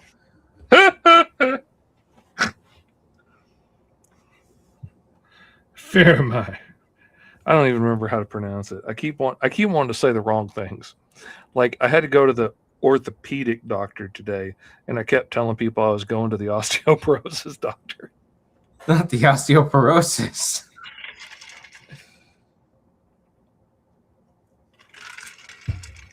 Like I keep wanting to say the Ghirardelli bacteria, but Ghirardelli is a chocolate, I think. And yes, Ghirardelli. We're talking, you know, completely different type of chocolate fountain here. Not the same thing. Definitely not the same thing there, boyo. That's for sure. They want you. They want you. They want you as a new recruit. There we go. Somebody's got In the Navy on the brain today. It's so dumb because that song came up on a Power Rangers Lightspeed Rescue edit. So like somebody made like the edit and they show all the Rangers doing the salute and stuff like that, and then they put the song, they want you, they want you, they want you as a new recruit. And it kind of makes sense because a lot of those Rangers were first responders. But it turns out the Japanese rendition of that, you know, the Super Sentai rendition, they were actually siblings, and those demon attacks were actually more plotted out. So imagine what we were robbed of. Robbed, that tells you. Well, the only thing we weren't robbed of was Lightspeed Rescue ended up creating the first American, like, Sixth Ranger for the series, because most of the footage was obviously from Japan, but they ended up wanting to create a hero of their own or their own Ranger. So that was actually, like, the first American, like, proper Ranger that was made in America, not by Japan. The worst plant for a Mr. Fish character could use is the Gimpy plant, that most painful plants on the planet. Or hold on. The Gimpy plant, the most painful plant on the planet. Am I going to look that up and regret my choices? Maybe. After earlier, I'm nervous. But it wasn't Dragon Gaming that did it to me. So. Okay. Just looks like a type of assuming it's like a type of poison ivy. adjacent plant. I am familiar. Me and Poison Ivy go way back. Ooh. Like the seats in my Cadillac. We go all the way back.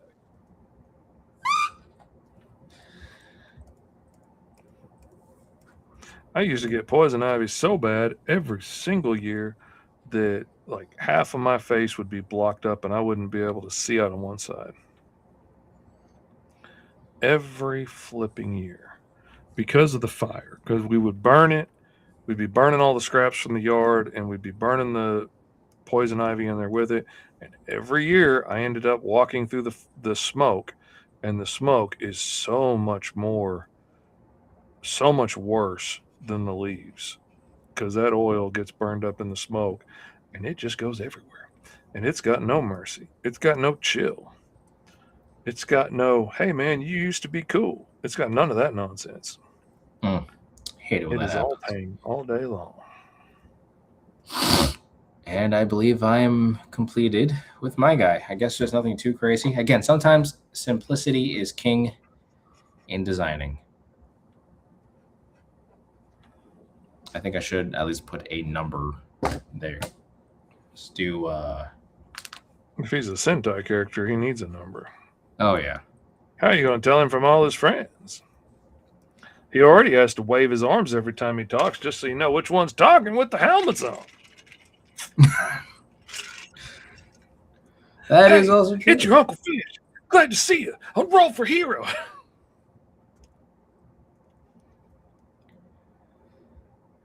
Let me see. I think this one should suffice. So Let's poison do- ivy smoke is ultra heat resistant? Oh well. It is. Yeah, would you It look is at that deer? Brutal. Hoorah. Last time it got me, ate a big old hole in my arm. My mom thought I got the flesh-eating bacteria from Africa. I had to convince her that I hadn't been to Africa. Just been in the backyard. She didn't believe me, of course. Called me a liar to my face. But oh man, she was ready to take me to the Mayo Clinic. Ate a big old hole in my arm. But surprisingly enough, after it ate that big old hole in my arm, I've gotten it since. Used to, if I got one dot on me anywhere, it would end up covering half my body in a day or two, easy. Like it's just spread like crazy. I was really bad allergic to it. But I guess after getting it enough times, and that one time it ate a real big hole in my body and like ate down into the meat. Ever since then, I'll get like a couple of dots between my fingers or something, and maybe it'll rub off to the other side of the other finger next to it. Never spreads after that. I don't know why. It just quit. I didn't know that about poison ivy. Thanks for the info. Oh yeah, boy, you got to be careful when you're burning it. You do not want to get anywhere near the smoke. I did not believe my teacher when my teacher told me that, and at school. And I kind of did it the first time just to prove him wrong because I was going to walk in the next day and say, "Oh, nothing happened." I couldn't see out of one side of my face the next day. Oh no. Yeah, I learned the hard way. And then just continued. Every time I tried to avoid it, I still, like, I'd be going in a long path around the burn pile to get to something. And then the wind changes and I was like, well, crap. There we go. I'm thankful for being one of those rare people that aren't allergic to poison ivy or poison oak. I've accidentally gave it to people though, but I'm immune. Oh yeah, that stinks. Like I spent my whole life terrified of wasps because I used to catch every bug that I found, and I was trying to catch a wasp by its wings in the garage. And I asked my dad just randomly as I was about to catch this wasp, do they sting? Just, out of precaution. And he said, yes. And it hurts like, and I heard my dad swear for the first time in my little 5-year-old life, which of course meant that this was hot, liquid, burning death lava running through your veins if you got stung by these things. So I spent the rest of my life terrified of wasps. If there was a wasp outside, I would take off running and screaming like a madman, lock myself inside, and not go back outside, sometimes for the entire summer, if that wasp like built a nest outside, I was not going anywhere near it. If a wasp got in the house or something, I was guaranteed to unload an entire can of poison on it. I was terrified of these things until one day I was 16 and I was acting a fool in a friend's house, and I picked up an old picnic umbrella that had been laying on the ground for years and threw it over my shoulder, opened it, and started spinning it and dancing around, singing a song, being silly, as 16-year-old gothic thugs will do. And I felt this tingling all up my arm and the back of my neck. And I turn around and look, and the inside of this thing was a giant red wasp nest. And I had hundreds of red wasps all up my arm and the side of my head and getting me in the back of behind my ear and everywhere, just stinging the crap out of me. And I sat there almost in shock, just watching these things just stab me over and over and over and over and over again. And I was like, this is what I've spent my entire life running from. And apparently I'm not very allergic to them. So like after that whole thing, it was like an acne breakout on the back of my arm. Like I had a whole bunch of little pimples where they had injected me, but didn't really hurt, didn't really sting that bad, itched a little bit. I wouldn't recommend it, but it didn't hurt. I didn't swell up big or have a big reaction, and it didn't. After that, I will smack them suckers out of the air. I will knock the nest down and sit there and stomp on them. Hornets are the only thing I don't play around with, because man, they have a grudge, and they hold grudges, and they keep an eye on you, and they will keep attacking.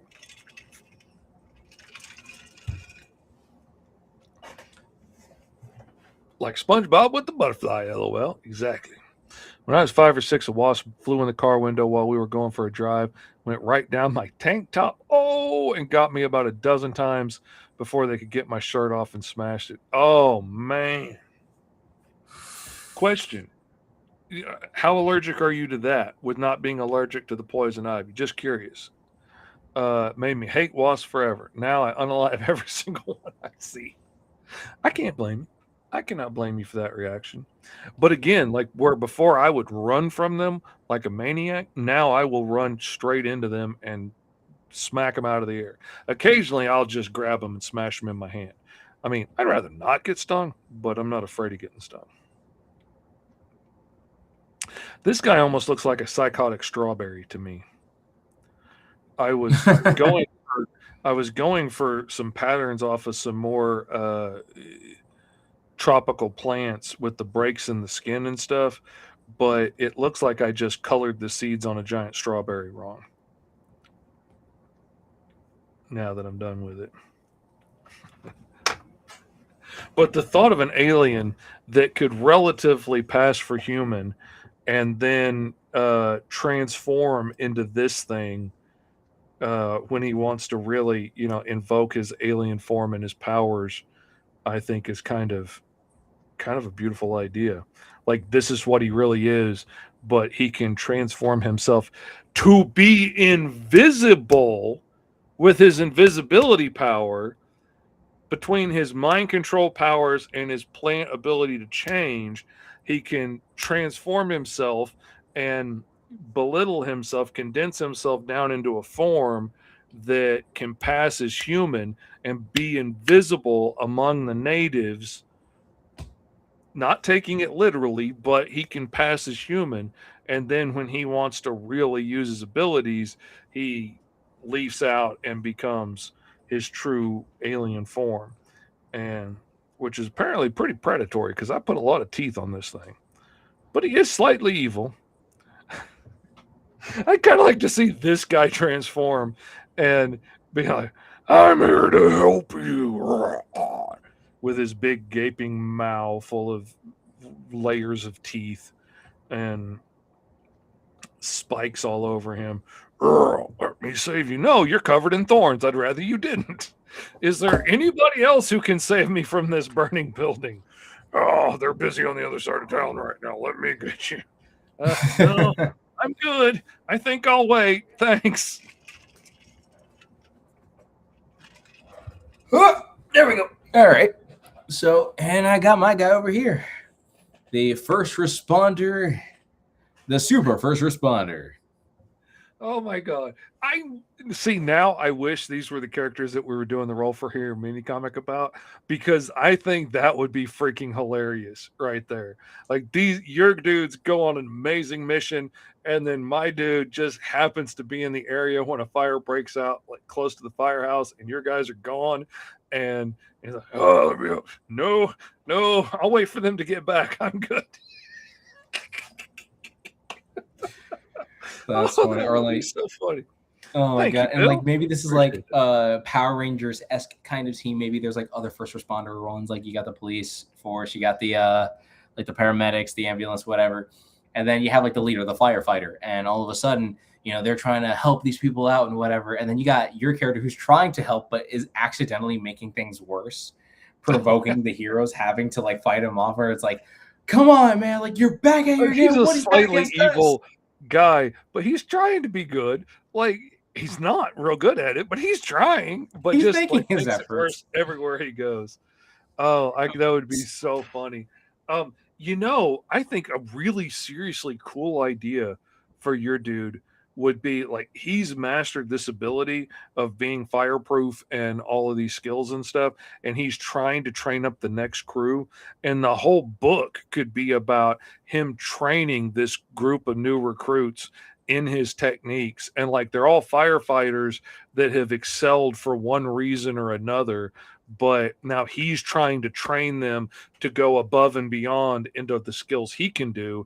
And some of them are having trouble for one reason or another. Like Aang having trouble learning how to earthbend. Some people can't quiet themselves, or they're too afraid of fire because of an experience as a child that led them to be a firefighter in the first place, and they can't relax and trust that the fireproof ability is going to work, or something like that. Could be really cool. What Oh yeah. name did you land on for them? Asked Dad Pool, creator of awesome names. Not gonna lie, that's a really good one. I guess if I had it, okay, really plain name, but I feel like has an impact as an inspirational hero name, and totally not at all based off of a Christian movie that actually was fairly decent called Fireproof. I'm sorry. I'm sorry. Eddie's got me. I'm an eagle, my daughter. You bit my daughter. Prepare to die.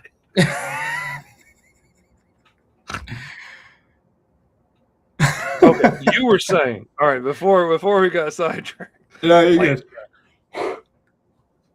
A fun inspirational name, but also based on a Christian movie called, and I think his name would be Fireproof. Again, there is a Christian film about that. It's about a bunch of firefighters. And like little by little, like one of them is like having trouble in their marriage, but at the same time, like risking his life trying to save people in his community. It's a really nice film, but I feel like that's also a very inspirational name, where it's like I was part of the fireproof, as like I was the one who started the fireproof division. Because of that, I am named Fireproof, given how I was able to go into the heat of the action coming out unscathed. Like that is a really uniquely inspirational kind of it's a very inspirational name. And Echo Force. Fireproof in the Echo Force. Okay. But then like him and his echolocation, that's actually the reason why he would actually enhance his first responding abilities. Maybe technology is lacking, hence why he enhanced his skills. Using his sonic scream like the siren that can warn people. That is weirdly enough a wonderful firefighter trait to have. Oh yeah. Oh, I didn't even think about the siren aspect. That's cool. And then, trying to blow out fires, trying to, knock out walls so you can have room to get through, trying to collapse a building that's too dangerous for anybody else to go in. All kinds of awesome stuff that you could do with that. But then the echolocation inside the fire, and that could be another thing that the recruits are having trouble with, like trusting not being able to see in these conditions, and that's too scary. That's how you get lost. Like you have to shut up and listen. You have to trust your ears. You have to learn to do this and trust in it. Oh man, that could be a great leap of faith thing, and everybody has to get to their point of challenging what's holding them back. I'm giving myself goosebumps talking about this story. Yeah, and it's like I can definitely see this as like a fun kid style kind of book where it's like learning how to be brave, how to be courageous, learning how to work as a team. Oh my god, I'm almost crying about the notion of that. It's like such a wholesome idea for a book. Mhm. You know, where it's like you don't have to do this alone. I didn't train on my own. I had people who had to teach me this thing, these things. I had to learn how to pick myself up, not just by myself, but others having to help build me up. In order for a building to stand tall, you need to go brick by brick, or some like beautiful Mhm. inspirational quote like that. Like I can definitely see that being like a very inspirational type of book for kids, that could really spawn off into a fun little like series of some kind. No brick stands on its own. No brick reaches the top of the wall alone. It builds upon the layers that came before it. It learns from the foundation that was laid in the beginning. Like all kinds of cool stuff you could do with that, and then have have a little lesson at the end of it. In today's book, kids, we saw what happens when you try and go it alone. Remember, there's always people there to help. You can always talk to a teacher, or your parents, whatever. Yeah, that could be fun. That could be fun. Oh man, I dig it. And I don't think my plant dude's going to get a whole lot deeper than but I think he's fun nonetheless. Do the what to do in case of a fire comic pamphlet. There you go. Remember, kids, you're not fireproof like we are. It's like I might be fireproof, but understand I'm a cartoon. If you believe hard enough, you'll be fireproof too, kids. Oh, that would be horrible. See, no, okay, wait. You know the clip you made for the 5-star feed? Yeah. You can definitely say that this character is definitely. Hold on a second. Hold on. It's gonna take me a sec. I gotta switch. Where is it? There it is. I have to switch things to find the image. Okay, say it again. So you can definitely say this kind of character is very much.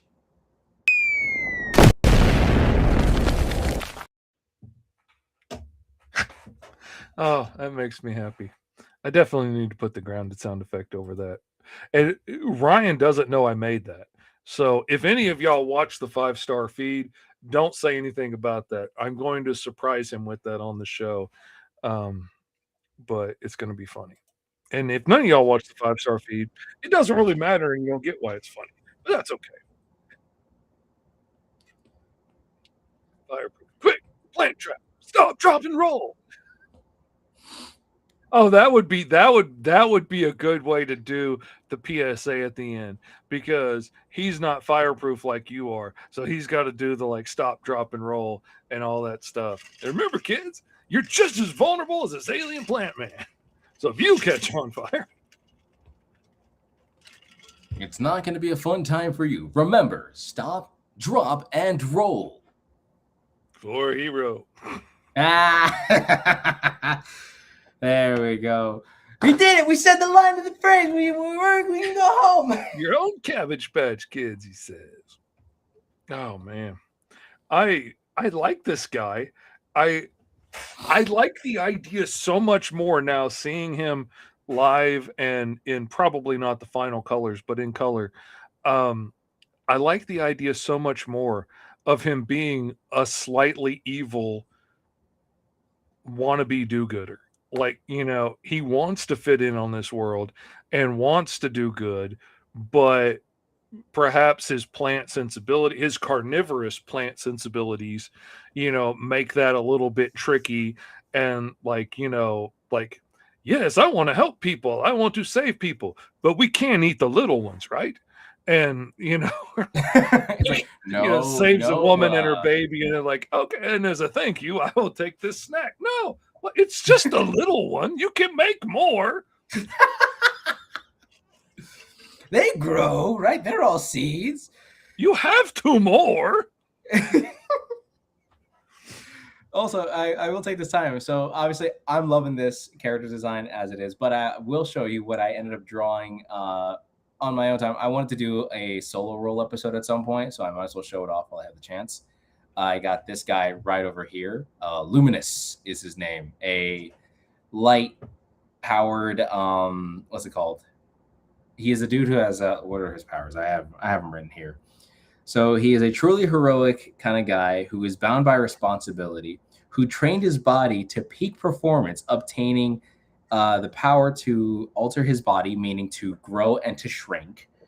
So like Ant-Man style. So he trained his body to shrink and to grow. How that happens by training, we'll never know. As well as the ability to control light, and his skill being to have like high tech. So Luminous over here has, like the mechanical arms, the mechanicalized boots that can entrap the light control powers, and he uses it through his visor and stuff like that. So that's what I more or less came up with with this prompt right over here. So his name is Luminous, the Light Bearer. So this is a lot of fun to put together.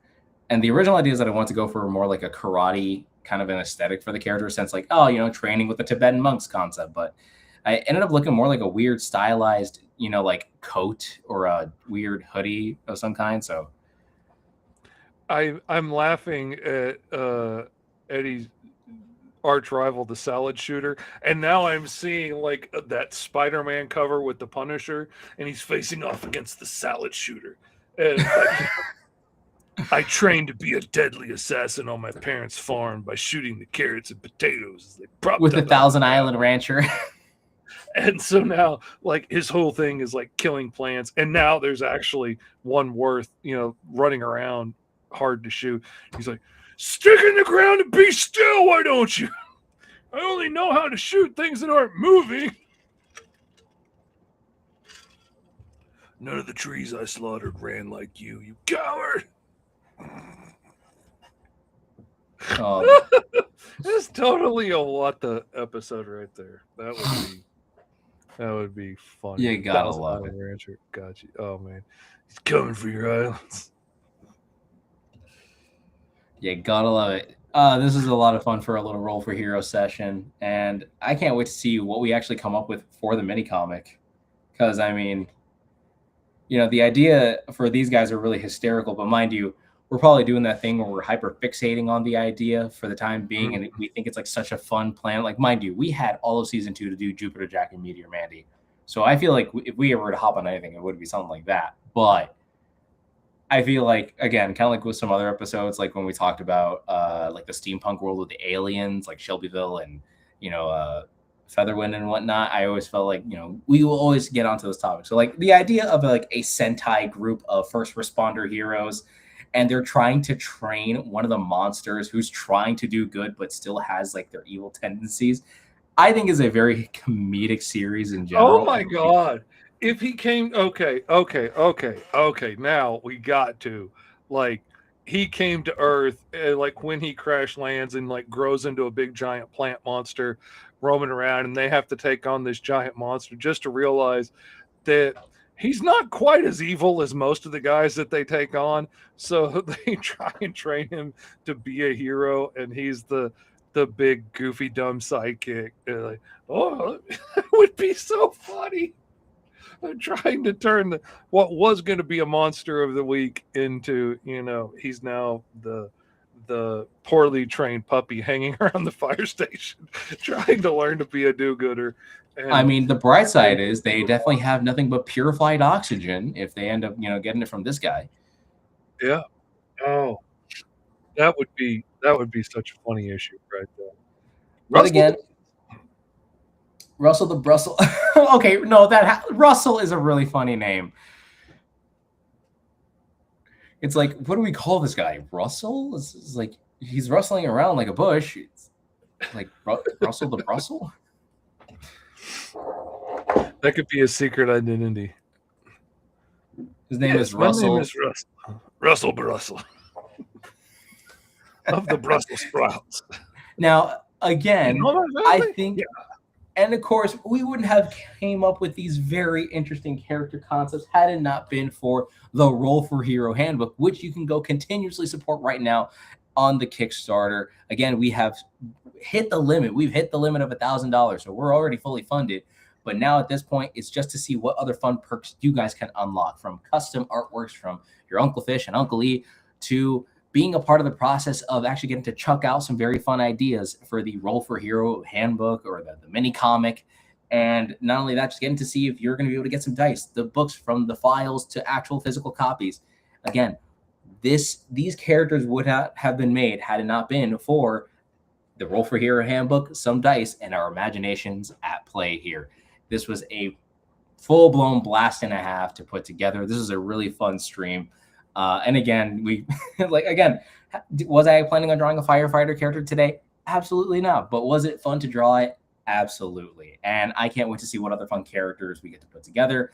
As for the mini comic, Fish and I kind of discussed that he would be sketching and penciling out most of it. I will be doing the inking on the majority of it. So we're going to kind of go from there. I believe we're doing this as a black and white mini comic, if I'm incorrect. Mhm. Yes. Yeah. So it's going to be a black and white mini comic. Maybe, who knows? We can probably shoot for the idea of having a full colored comic for later down the road. Maybe depending on how well the mini comic does. We'll probably go from there, and then getting to create some other type of content, other stuff, and all that other kind of fun and unique ideas. Again, go support the Roll for Hero Kickstarter. Again, is going to be a blast and a half to see you guys at the privated streams. Again, backers only are only allowed to be a part of the streams, getting to see what kind of characters we're going to make, what kind of story we have in mind for these characters. And again, think of it this way. What we just did right now is more or less a really solid example of what we're going to be doing for those, backer only streams. And Again, Sniper Panda and Dadpool and Dragon Gaming got to have such an input on Eddie, on how these characters ended up becoming what they're going to be someday. Like, that's what you get to do by joining in on Roll for Hero. It's going to be a lot of fun. It's going to be a lot of fun. You don't want to miss out. You don't want to miss out. That's what I'm saying. yeah, exactly. So again, go support the Roll for Hero Kickstarter. It is going to be a blast and a half. Again, as I was stating before, what we did here on just this stream alone, again, creating a whole, like Sentai adjacent, hero over here. And then he basically created the monster of the week, now trying to do good. And now that's a whole fun story that we can expand upon if we wanted to. So imagine what your impact is going to have on the privated streams. We're going to roll up a brand new character. We're going to do the heroes, the villains, whoever, and we're going to figure out what their story is. But then again, it's going to be based on the characters. And from there, we're going to expand upon how the world works, how it functions. Is it going to be set in, the world of, the Grub and Power Core? Or is it going to be more or less set into the Green Zone? Or is it just going to be something else entirely different? Who knows? That is for the dice and for y'all to dictate. Again, at the Roll for Hero private streams that you can support now at GoMrFish.com, or the Kickstarter for Roll for Hero, a segment of our channels in which we let the dice dictate what on God's green earth we will be drawing for today. And yeah, this is awesome. Thoughts on the Clayface trailer? Looked really interesting. Also, I got to finally see Spider-Man Brand New Day. The best Spider-Man film to ever Spider-Man film ever. I'm so jealous. I want to go see it, but I've been so busy trying to get the Kickstarter together and get it launched. And you know what? Hey, listen, haven't been able valid to go enough. see And it it reached it. I feel like you can celebrate with the Spider-Man movie, in my opinion. Also, Yeah, I will I'm say, thinking not a that might be what spoiler, we do. but you're going to see Tom Holland in that Spider-Man suit like borderline 70% of the film. And that is fantastic. Like, you pay to see Spider-Man, you're going to see Spider-Man. It's like beautiful. That's cool. I'm glad. Top of the I'm line. excited to go see it. I am really looking forward to it. I wish I hadn't seen half the things I've already seen in commercials about it. I've been real lucky not to have anything terribly spoiled on TikTok or Facebook or anything. But yeah, I'm looking forward to going to see it. Let's see. At first, it could be its own thing, but later there could be a dimensional crossover later on. Not sure which one we're talking about there. If it's It's more our like stuff probably like how things would either be in my universe or your universe, or somehow like it could be in the in between. It could be a dimensional crossover, is what he's saying. Again, that also depends on the hero and the villain that we're going to be drawing up. Yeah, it totally depends on like what we come up with as a group. It could be some far-fetched sci-fi space adventure, or it could be some antique adventurers back in the day, Journey to the Center of the Earth kind of thing. Who knows? Who knows what we're going to come up with? It could be sci-fi. It could be fantasy. It could be urban. It could be the street level city type of story, like, Daredevil or some of the early Spider-Man comics, just being very down to earth, ready to, fight crazy intensive threats with nothing more than, grit, spit, some duct tapes, and chocolate pudding. Who knows? So, I can't wait to see what kind of hero we're going to develop. I can't wait to see how we're going to develop that character. Again, and the hero doesn't have to be in a world of just superheroes. Again, it can be in any genre world, which, again, think of like the Roll for Hero handbook here as like the baseline handbook for any genre setting that you want. Again, based on some of the prompts that we've made in season 1, we came up, like the first episode that we did together, it was our characters were set in a fantasy world with elemental powers. Or another episode we ended up doing was with aliens that ended up coming to a steampunk Earth. So heroes don't really specify, we're not specifying these guys are going to be guys in tights fighting other guys in tights. Maybe that could be the case. Or maybe, like, if you don't want to use, like, say, superpowers, you can just roll on the skill sets and get interesting characters out of that. And, there's a lot of interesting skills in there to create cool characters out of. and You can do anything with it. And not only that, but again, the best part about this handbook is that you don't have to follow this book down to the T. You can use this book as a jumping off point to creating very unique characters with superpowers, without superpowers.